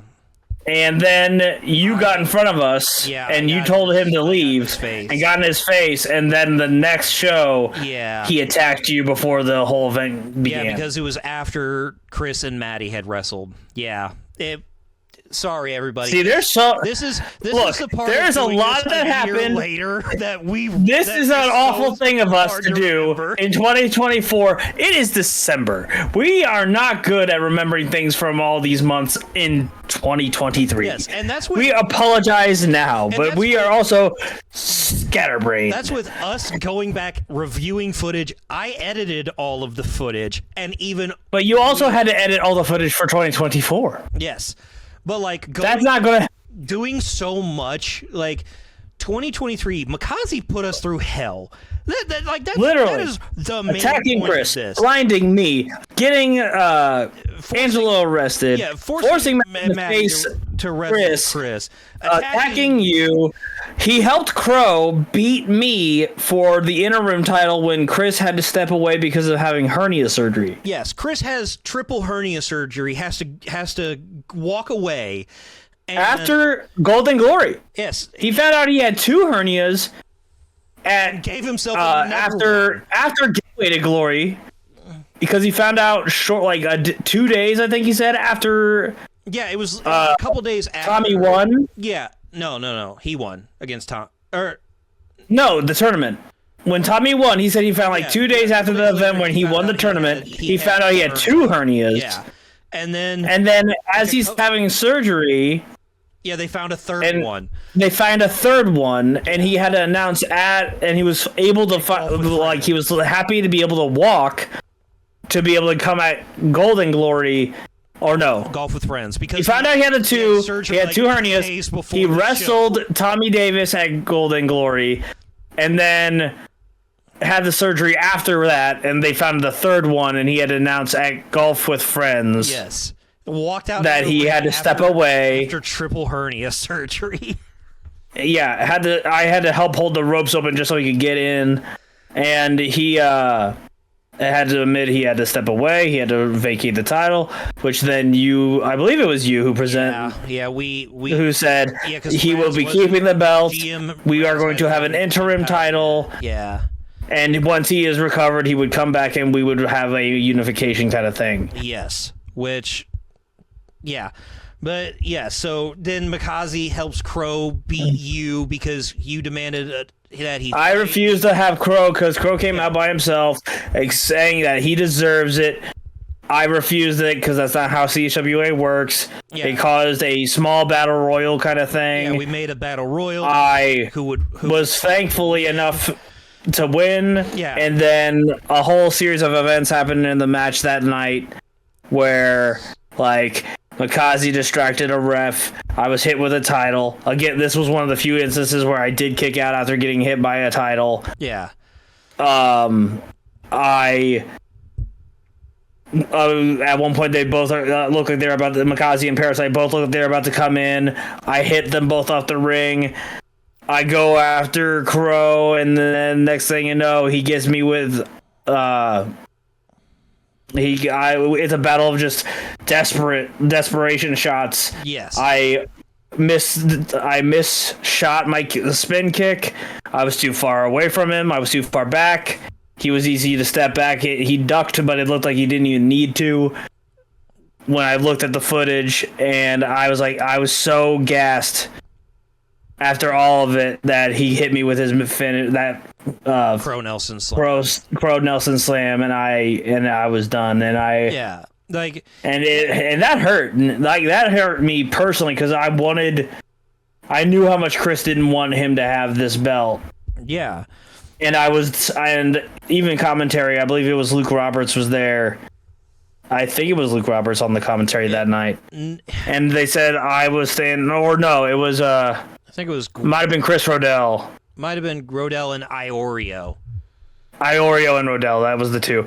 And Rodell said a very big statement that I held real deeply, which was I had all of the weight of Dragon's Guild on my shoulders that night. Yeah, and I personally failed it. Yeah, and then Crow had his own little reign of terror because of the assistance he had with Mikaze kind of helping guide him. Yes, and that goes to show, like, we are sitting here trying to remember everything Mikaze did. Like, that's how much of a terror he was for all of 2023. Because, ladies and gentlemen, it did not stop after... No, it went into 2024. It continued. Like, Crow was taught so well by him that he literally went through 2 of our referees before we even really started wrestling, just so he could have the one that he had basically traumatized be our referee.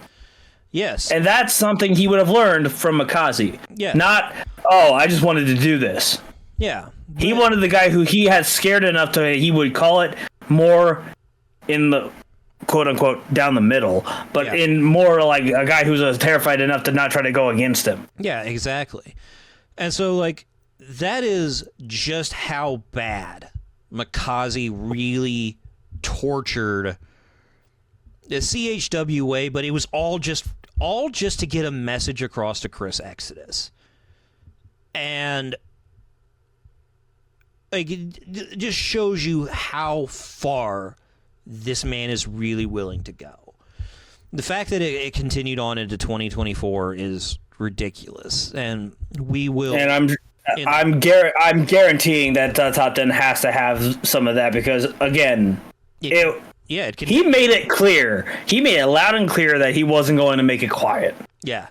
And he did not. But we'll talk more about that in January with the top 10 of 2024. So yeah, Mikaze, his own moment, because he just absolutely was catastrophic. Catastrophic for CHWA. Clearly, and this is a little nod to 2024, put CHWA in critical condition. But let's move on to number 2. Our number 2. How about it? All right, let's do it.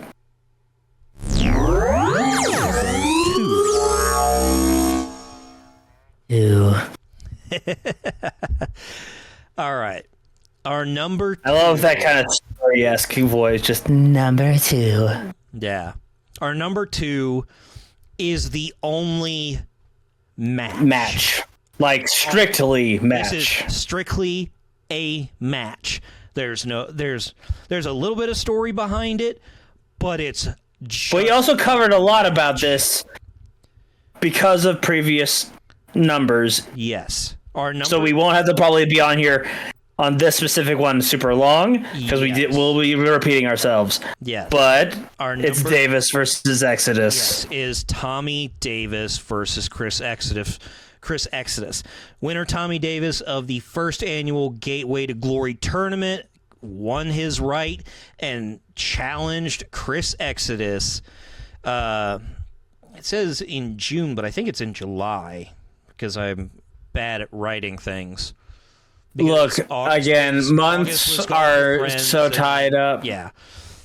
So, but that was like we said, he won the Gateway to Glory. Yes. Tournament. He earning his spot against Exodus for the CHWA Championship, This was the last match before Exodus had to have the surgeries. Yeah. The surgery for his hernias. And the most we can really do about this match is kind of just talk about specifically the match. Yes. Because as I said, we've talked about everything leading up to it. Now it's kind of like this is number 2. We don't have to touch on it as long as the other things, because like Makazi had a huge history throughout 2023, and the honestly, Gateway to Glory was a full event. This match is not one you talk about. This is one where we tell you, go watch it. Don't stop. Just watch this match, because this match was insanity. This match was 27 minutes precisely, like on the dot, and Did you time it? It is said. Jed and Maddie Monarch were on commentary, and she had to help with timekeeping. Yeah. When the match ended, she says that was 27 minutes on the dot. Yes. And this match was all over. It was a ebb and flow pacing. Yes, and this wasn't a this wasn't a match where people were running in and out. There wasn't a time where, people are down for 10. No, these two wrestled for 27 straight minutes and beat the hell out of each other. And that's these two. This match was one I put in my little notes here. Was one of the strongest technical battles I had ever seen. Yes. Because half of the match is the first half. This match is, like I said, it ebb and flows. It went slow, methodical, and technical to hard hitting, fast paced strikes and hitting it. There weren't really a lot of complex moves of slams or lifts or anything. These two guys are about the same height. One's a little stockier, one's a little leaner, and these two showed how well they knew each other, but also how much they both had grown since they last fought. Yes, because Exodus kicked out of a pin after being package pile driven on the freaking apron. Yes. No. The hardest part of the ring. He is dropped on his head, falls into the crowd. He still ends up kicking out. And the only way he won wasn't even with his finish. He didn't even get the Starlight Kick to hit and win. No, he won by having to use a really unique pin that I had never seen before. Yeah, it was like a figure 4 pin, wasn't it? Yeah, it looked like he was going for a figure 4, but then he crumpled over Tommy to where his legs were not only tied up in Exodus's legs, but now all of Exodus's weight is holding the shoulders down, so he couldn't get up. Yeah, But the work he had to put in, he had to put 27 minutes worth of work to get that, to be able to put him in the hold long enough to get a pin. Yes, which insanity. Mind you, 27 minutes. And this is the trick that a lot of people also don't think is. That's 27 minutes of a match, but that's also 27 minutes with double hernias, if not triple at this point. Because this is not even known yet from that match. And he's still I can't understand how his body does it. I don't understand that Chris has a drive beyond anyone I know.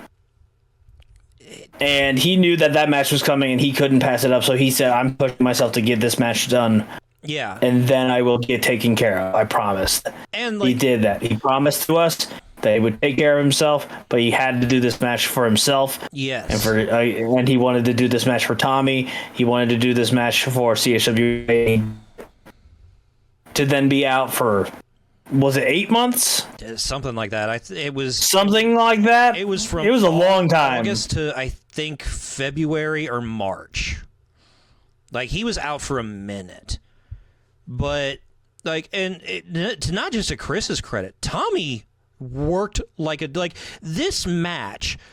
Both wrestlers. Yeah, it would have been February or March, because I feel like it was 7 or 8 months. It was a crazy amount of time. Yeah, but this match was a not a show of strength, but this was a honor and respect match between two friends who have grown in the business together, trained together, and even though like kind of have went separate ways in the time frame, this is showing just how much they've grown and as wrestlers, and just a mutual respect of, hey, we both love each other, but it's time to go to work, and we're both trying to win. And absolutely. oh my God, it was in. Remember watching back the footage because obviously at this point Makazi had attacked me. I didn't get to see the main event. I watched only from editing. Mm-hmm. And I was... This was one of the only matches in CHWA that I know of. Like, CHWA history, I do not know many matches that had this, but they ended with a standing ovation. Yes, a full standing ovation from the crowd. Whole room standing up, on their feet, applauding them. And I believe it was Jed who said this. It's crazy that after fighting for 27 minutes, for those two to have hugged. Yes. And for the crowd, proving they weren't being just cynical people who just wanted to beat the crap out of each other, but it was to show two friends who wanted to fight each other at their best and show that they had everything they had. Yes. And it was phenomenal. Yes. And like, that's honestly all we can really say about this match, because talking about what happens in the match does not do this match justice. This match is hey, take 30 minutes of your time and watch it. Watch these two wrestle, because I guarantee you, anytime anyone asks me about wrestlers in the industry, and at least in the St. Louis area, who have the chance to make it big, I have a few names on my list who I think can make it to the big leagues. Chris Exodus and Tommy Davis are at the top of that list. Guaranteed. Oh, absolutely. Absolutely. I think those two could easily be seen on any of the big time promotions. Impact, AEW, New Japan, WWE. I fully believe it. There are more, but if you tell me to pick one, it's between Chris and Tommy. Like, genuinely. Nothing against my brother here, Elride, but no, I absolutely 100% agree with you on them. Those two have. They're just built different mentally for this. Yeah, and that when match they was bust ass for it. Yeah, it's like, and that match was a show of just how savvy they are and how good they are. Like, you genuinely, you need to go watch that match, because I remember when we posted the show. We posted the show, I think, on our Patreon at the time, so it's behind a wall. But I remember the match was so good, I had to post it straight. Like, here's the match. Yeah, it was like one of the only matches from that event that was put to YouTube in full. Yes, because there was no way we could hide such a good match from the public. It deserves so much love. But all right, I think we've talked enough. You know the details from the tournament. You know the match. We're telling you, go watch it. Let's move on to our number. Highly recommend. 1.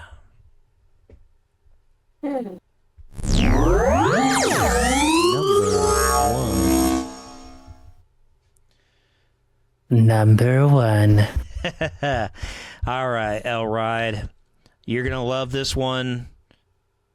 Obviously, am I? There's so much to talk about with this one. There's so much to talk about this one in particular, because it is not a match. It is not a storyline per se.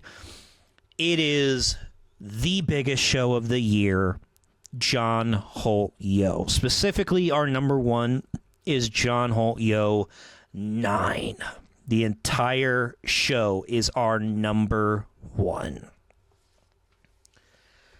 And which is pretty crazy. Not like a match from John Holt 9. It is the entire 2 days of John Holt 9. yes, the amount of things that happened at John Holt Yo 9 are just outstanding. John Holt Yo is our biggest show of the year, 2-day event, and it is where you see a lot of wrestlers go all out. El Ride, Chris Exodus, all of them. They all go all out. And it's for, our fallen brother, Mr. John Holt himself. And it's a special time of year for all of us in CHWA. And our 9th show was a different level in CHWA that we had not seen before. Like, outright talk about John Holt Yo the show while I look something up really quickly. So, to those who don't know about John Holt the show, John Holt Yo was a show that was named after our brother who passed at a young age to brain cancer. And if it weren't for him, we wouldn't be a thing. We wouldn't exist. He was the one who told me one day to go grab a camera and he'd record. And that became our first ever wrestling video. And it wasn't even CHWA at the time. It was a dumber name when we were younger. And the whole season is built up to for at least half our year. It's like WrestleMania for WWE. It's like as soon as there's about 6 months to it, we're going and seeing things build up. And it's like when you watch somebody go into football and they're like, oh, it's Super Bowl season, so now you got to bust your butt so you can get into that big game so you can win the big trophy. But in our case, it's more, there's just more to it. There's more that stands in that place. Some people in the show, it could just be a title. It could just be that they finally want to see a stage where they can really try to fight the person that they've been wanting to fight at a level where they think they would only go as well on that show. For myself, for Chris, and for a handful of them, of our roster, I can guarantee it's the show we just go and put all our hearts into. And I've watched it go from a show that was strictly about my brother who passed to a show that's about everyone we lost. Yeah. So this year, in 2023, was a crazy, different level. We were in a new building for the first time. We were in Glen Carbon. Yep. At a sports complex with huge indoor soccer field. Never had wrestled there except for once for a different company, myself. Yeah. And now we were having our own show there. Yeah. And we were very thankful to be able to be there thanks to our wonderful friends at Dynamo. Yeah. Shout out to Jim Yo. Yes, big shout out to Jim and Sadie, but I know Jim and Sadie for helping the hookup for get us. Like, just a big shout out to them for giving putting in the effort to help us have such a huge and crazy event there at such a wonderful location. Yeah. That luckily and hopefully we'll be able to keep coming back to for future John Holtz. Yeah, we had our. But it was a magnificent. And that seems to be our John Holt Yo show location at the. Like, that's our. Hopefully, if everything goes well over the years, that'll be our continuous John Holt location. Yeah. But You never know how life goes. Maybe we might end up having something else happen someday. But at least for now, that is our ideal place. Yeah. And it was stupendous. It was so unreal many levels. What I wanted to look up is we have a John Holt Yo 9 t-shirt. It is for sale on our website at chwashop.org. But the John Holt Yo 9 t-shirt has every single roster member who was on that show both days on it. And let me just run the list. Aleister Crowe, Angelo Grimsley, Ashton Alexander, Austin Lightfoot, Dallas Stevens, Damian Blackwell, David X, Dean Roberts, Drew Carter, Eagle Eye, Halo Blackwell, IP Mason, Iorio the Juggalo, Isaiah the Enforcer, Jackal, James Brady, Jeremy Lightfoot, Jesse J, Jonathan Zulu, JSO, Kenneth Collins, Elride, Logan Simmons, Matty Monarch, Makazi, Mazoku, Noah, Parasite, Radical Rick, Ramsey Rancid, Ricky Cruz, Ricky Rodriguez, Rocky Baxter, Reinar the Hooligan, Sean Blaze, Snitch, Tommy Davis, Big Vic, Waylon Phoenix, Xavier Shadows. That was the entire roster for 2 days. And that was just 9. Yes, that was John Holt Yo 9. John Holt Yo 1 was not even half of that list. Yes.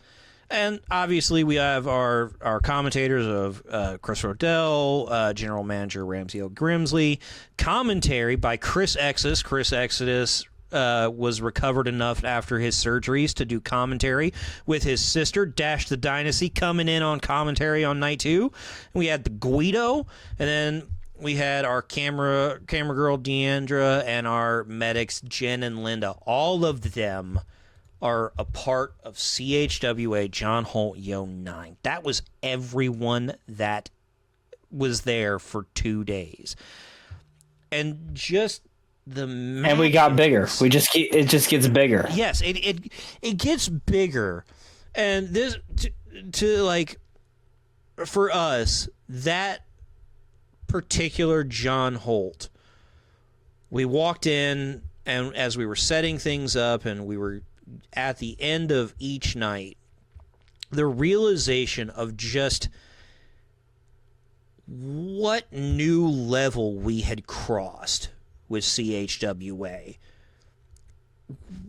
was, you have not a completely new roster, but you have a bunch of new faces in CHWA that had kind of been around for the year.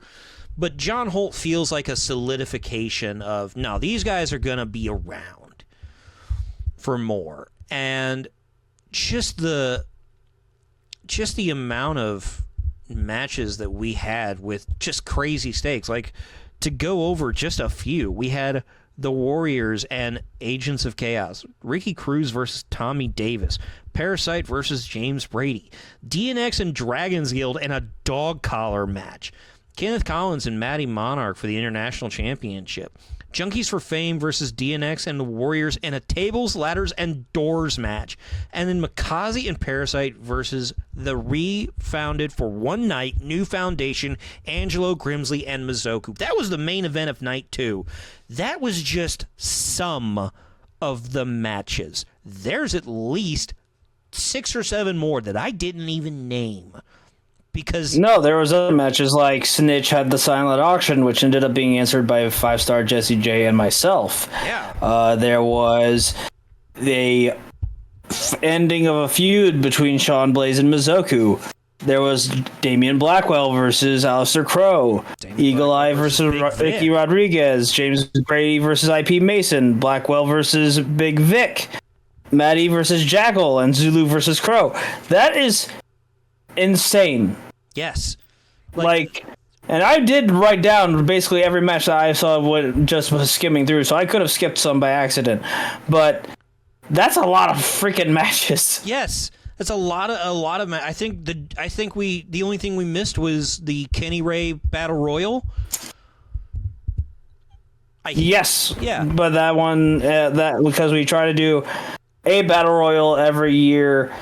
And I think that's changed the name from whatever the Battle Royal is like, a couple times now, because it was the Kenny Ray Battle Memorial. It was the Sometimes I think it's been changed to different people this year. That's the only. But the point is, that's a lot of matches with a lot of crazy. We had at least talent. that would be like just what we just now listed. That was about 14, 15 matches. Yeah, if in 2 days. In 2 days, with wrestlers who are a lot of the face of St. Louis wrestling.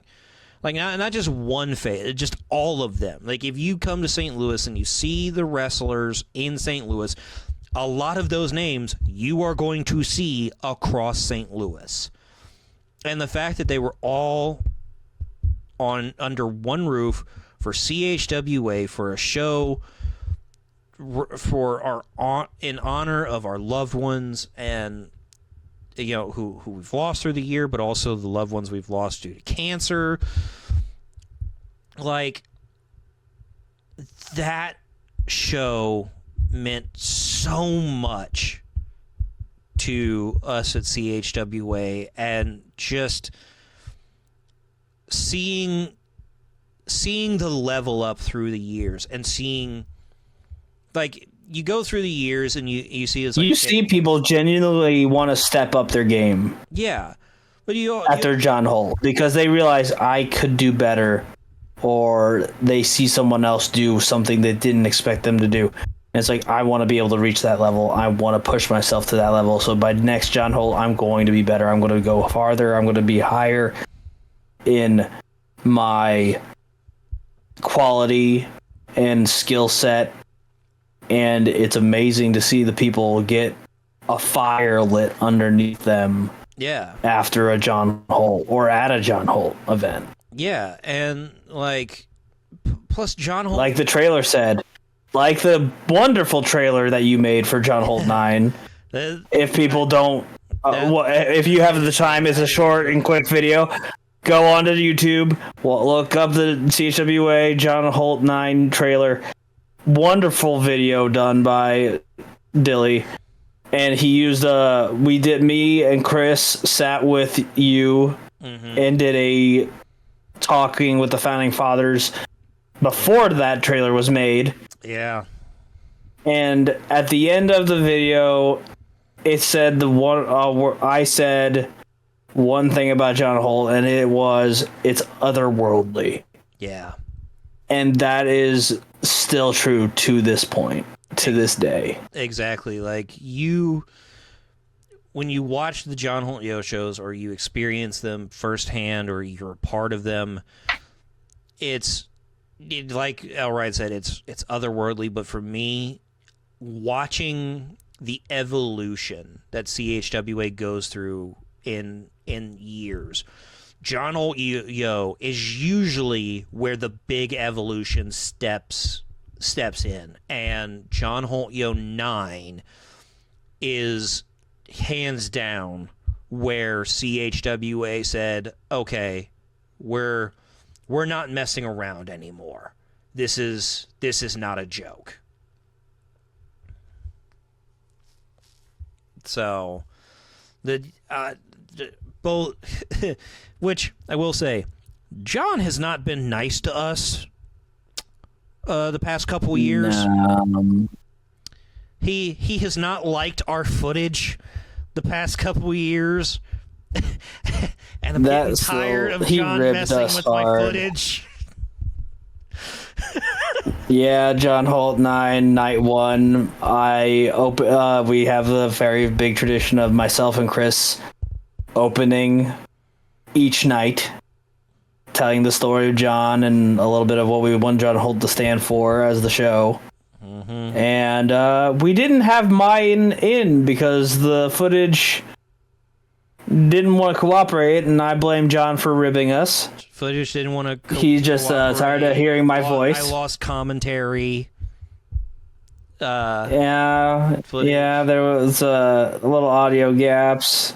Yeah. Then this year, it hit this year also with like one, the camera didn't want to work, so we have angles from not right by ringside. Yes, So I'm hoping John Holt 11, we don't have any more issues because I'm tired of John messing with our footage. Now that you say that, you're gonna have double the issues. Oh my god, it's gonna be terrible. But no, genuinely, John Holt Yo9 was extremely special, and if you haven't gotten a chance to, I believe John Holt Yo9 is out in full both nights on our YouTube. It's not behind. At least what we have, because of John's pranking of us, is out. Yes, I highly recommend go watch it. Go watch the talent. Go watch all of these wrestlers put their heart and soul into the two biggest nights, and it's not just wrestlers. Commentary puts in work. Our camera people, our medical staff, our ring announcers. Everyone puts in work on John Holt, and I highly recommend you go watch it. But all right, that was our top 5 moments of 2023. I deeply apologize for not being able to get a full top 10 video out back in January, but like I said earlier, I had a lot of personal issues going on at the beginning of the year, and I could not make the video. I did what I could editing wise, but I've had a rough year to say the least. Very. But very rough year.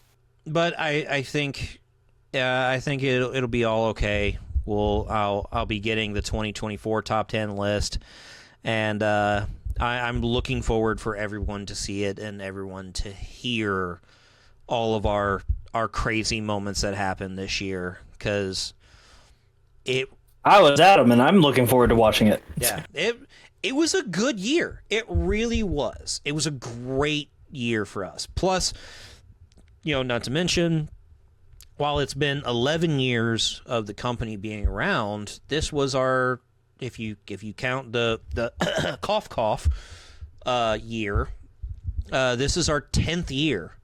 Like, it's a full 11 years, but actually 10 years of coming on 11 years, but officially like 10. Yes, this was our 10th year doing things, and funny enough, it was my 5th year this year, and that's even including the cough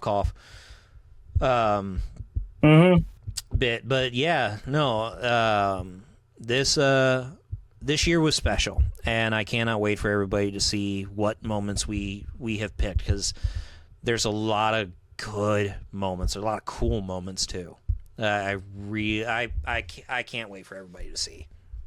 But that is going to do it. Elrod, you got any socials you want to plug while we're here? You can find me on the Instagram at OMZLride, and if you flip it around, it is my Twitter.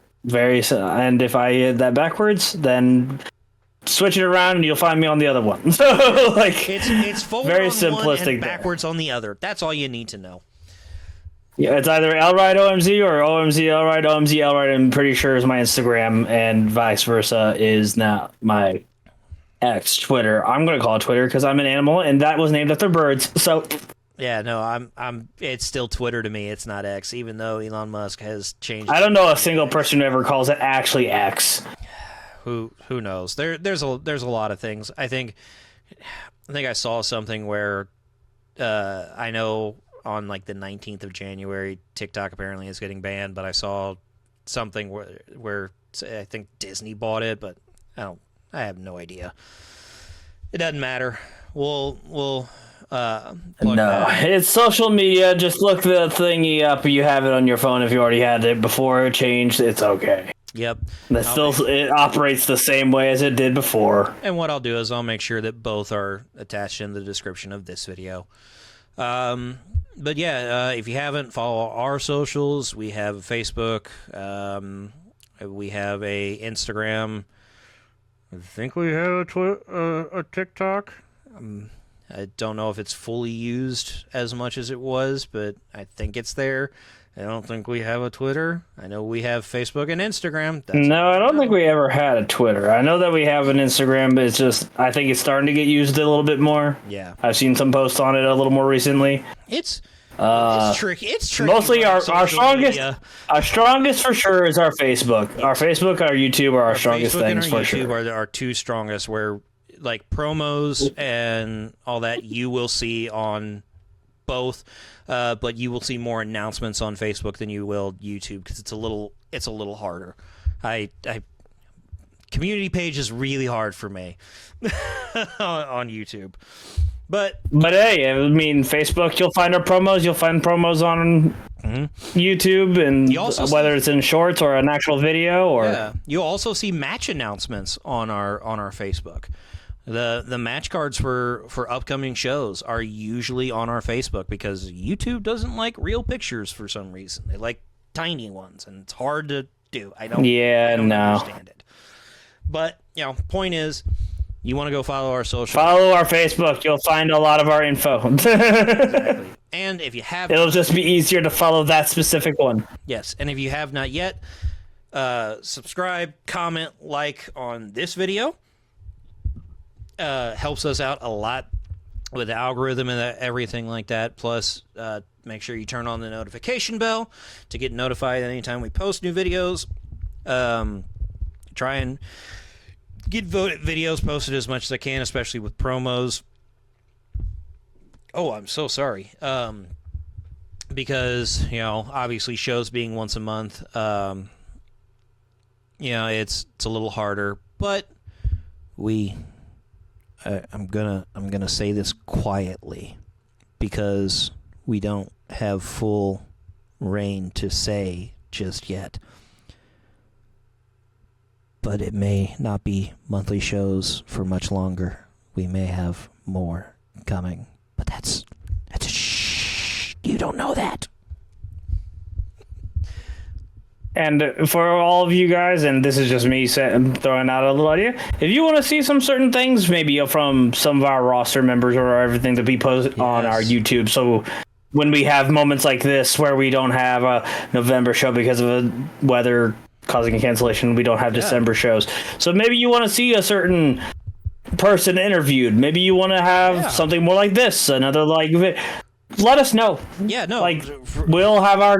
Genuine. We'll have it looked at, and we'll pitch it, and we'll see if we can do some form of more content, so you guys have more that you can be into, and you don't have to worry about waiting every single month for strictly wrestling shows. Yeah, exactly. If you want us to have a sit-down interview and talk with your favorite wrestlers, or if you want to see just a podcast or something of just us talking about shows, or just... If you want a random video that's something you would see on a Snapchat kind of thing, where it's we want to hear you ask these questions to every half of the roster, and then we put them together and post it.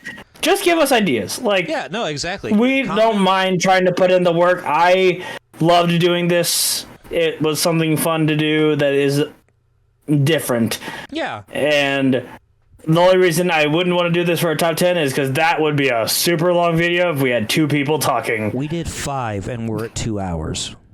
We're at 2 hours, and it's 5. Yeah, we don't need to do 4 hours for 10. No, it would be a multiple part thing, but I'm a D&D nerd. I watch videos that go 4 hours long, but I don't think anyone wants to hear me talk for 4 hours. No, plus I think the different style with the footage and everything. Obviously, I'll sprinkle in footage in this video of different things, but no, this was one where we just want to sit down, talk about the top 5, and normally I talk with either Chris or I talk with Angela, but this time I was like, you know what? Let me throw in a different roster member. Let's throw in the champion right now. I think this is something that I may do, or we may do, where if you want to hear different videos of just us talking with wrestlers, doing interviews, or just talking about moments that have happened throughout the year or what they've got going on, whatever you want to hear, or ask questions, hit us in the comments. I mean, we do have a guy on CSWA as of 2024 who's like a backstage interviewer. I'm sure he could be interested in helping do like interview videos as well for exactly more content. Like give our guys some more work to do, Yeah, exactly. Yeah, give me more work to do. That's exactly what I want. No, I'm kidding. No, it's no. Honestly, we live. I wasn't referring to just you, but yeah. So if the shoe fits, Dilly. Yeah, I know, but yeah. So let us know anything. You also volunteered for some of it. Yeah, I do volunteer. Like this, I don't mind it. I'm sitting here. I'm talking with my brother, and we're talking about CHWA. That is what I love to do because it's fun. But that is going to do it for our video, everybody in CHWA Nation. Like Elride said, and like we said, if you want to see anything from us, if you're looking for anything other than just shows, let us know. Hit the comments. Tell us what you want to see, and we will do our best to absolutely figure out what we need to do to get those videos or content made for you guys. Because obviously, we're here for you. We're here to entertain you guys, and we enjoy it. We put our bodies on the line, but sometimes we don't have to put the bodies on the line to entertain. So anything ever that'd be nice. Yeah, right. Just let us know. Like, comment, subscribe, hit the noti bell, go follow us on other social medias, go follow Mr. Elride in videos. Haha, I did it right. I almost did this. It's that one. But yeah, or look, directions with these cameras are always so confusing. It's always confusing because I'm looking at it and going, this one, nope, that one. The opposite of what I'm looking at, but it doesn't matter. But yeah, follow our socials, follow all of our wrestler socials, because we have a roster of like 40 or 50 people. Like, there's social medias you can go follow. But yeah, it's been fun, and Elride, I appreciate you joining me on this top 5 of 2023. It was a good year. Mostly, there was some bad things, but we don't want to talk. We it don't was want a to talk fun about that time. anymore. Got to reflect a little bit. Yeah, it was fun. I got to reflect, even if some of those weren't so good. But yeah, I look forward to watching the top 10 with everybody when January hits, and we get to see the 2024 top 10. 2024. Because, like I said, I don't know the whole top 10. I can have a couple hunches, but that's all it is hunches. You know what? There you go. Algorithm achieved. Comment below what you think is going to be in the top 20, the top 10 list of 2024. I almost said top 20 list. I don't have 20 moments. I was going to say top 20. No, I don't have that kind of time. Top 10. Top 10. We had a good year, but I don't think we had 20 moments, but we had 10. We had 10 really good moments. And we definitely had 10 somehow. I'll tell you, I had to cut some, like we made a whole list, and I had to cut some out. Because I was like, no, they're good, but they're not top 10 good. Yeah, put in your guesses for top 10 moments. Guess what are even if you think it might be an honorable mention, put your guesses in. Yeah, and it could be anything, matches, story. Because I know that personally, before New Year's, I'm going to be making a personal video on my social media, giving shout outs to a couple people who helped 2024 be bigger for me personally. Including a wonderful musical artist who helped me make my first custom music for my entrances, which I debuted at John Holt 10, and talked to shout out to a buddy who helped use wonderful videography ability to help promote John Holt 10 and the big matches that it led I to. can't take no credit Which, for that. Billy, you got to help a little bit with that one. That video with some of the for final John edits. Holt, yeah, for John Holt Yo 10, that video is insane. I can't take hardly any credit for it. I didn't I edited kind of a bit of it together, but man, that video turned out really nice. It was a really good video. You had you added the last finishing touches like music and a little bit of we got your iconic narration because everyone in CHWA has really become iconically recognizes your voice for especially like stuff like the big like trailers for John Holtz. So I personally plan on before the new year, maybe right between Christmas and New Year's, I want to do a live on either Instagram, Facebook, maybe both at some point, where I will be giving shout outs to those people who really helped to make a difference for pushing and helping me out. I want to give shout out to gear makers who I've reached out to and have had help from this year and helping make me look the part I want to do. And just a little hint, wait, this is a little exclusive just for this video. I have a set of gear coming out soon. New year, based off a movie that's coming out this month in December. Ooh. Check it out when it comes out.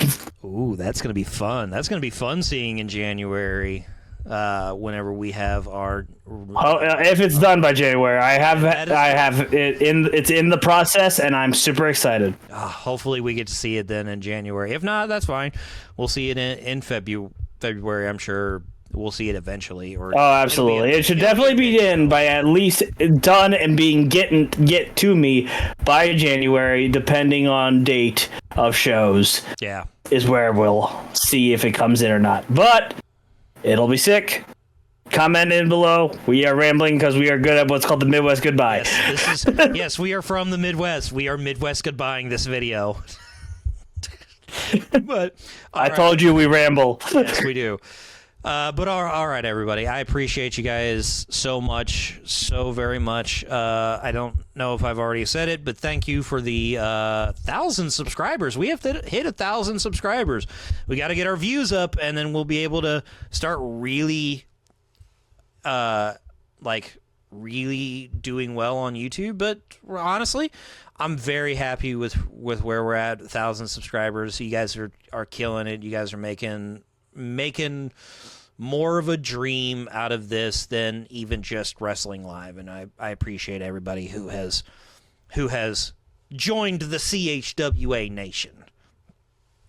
But that is going to do it for us here at CHWA, and so it has been L-Ride. I almost did it again. L-Ride, CG Dilly, Camera Guy Dilly, but we are out. Right there. Bye, everybody.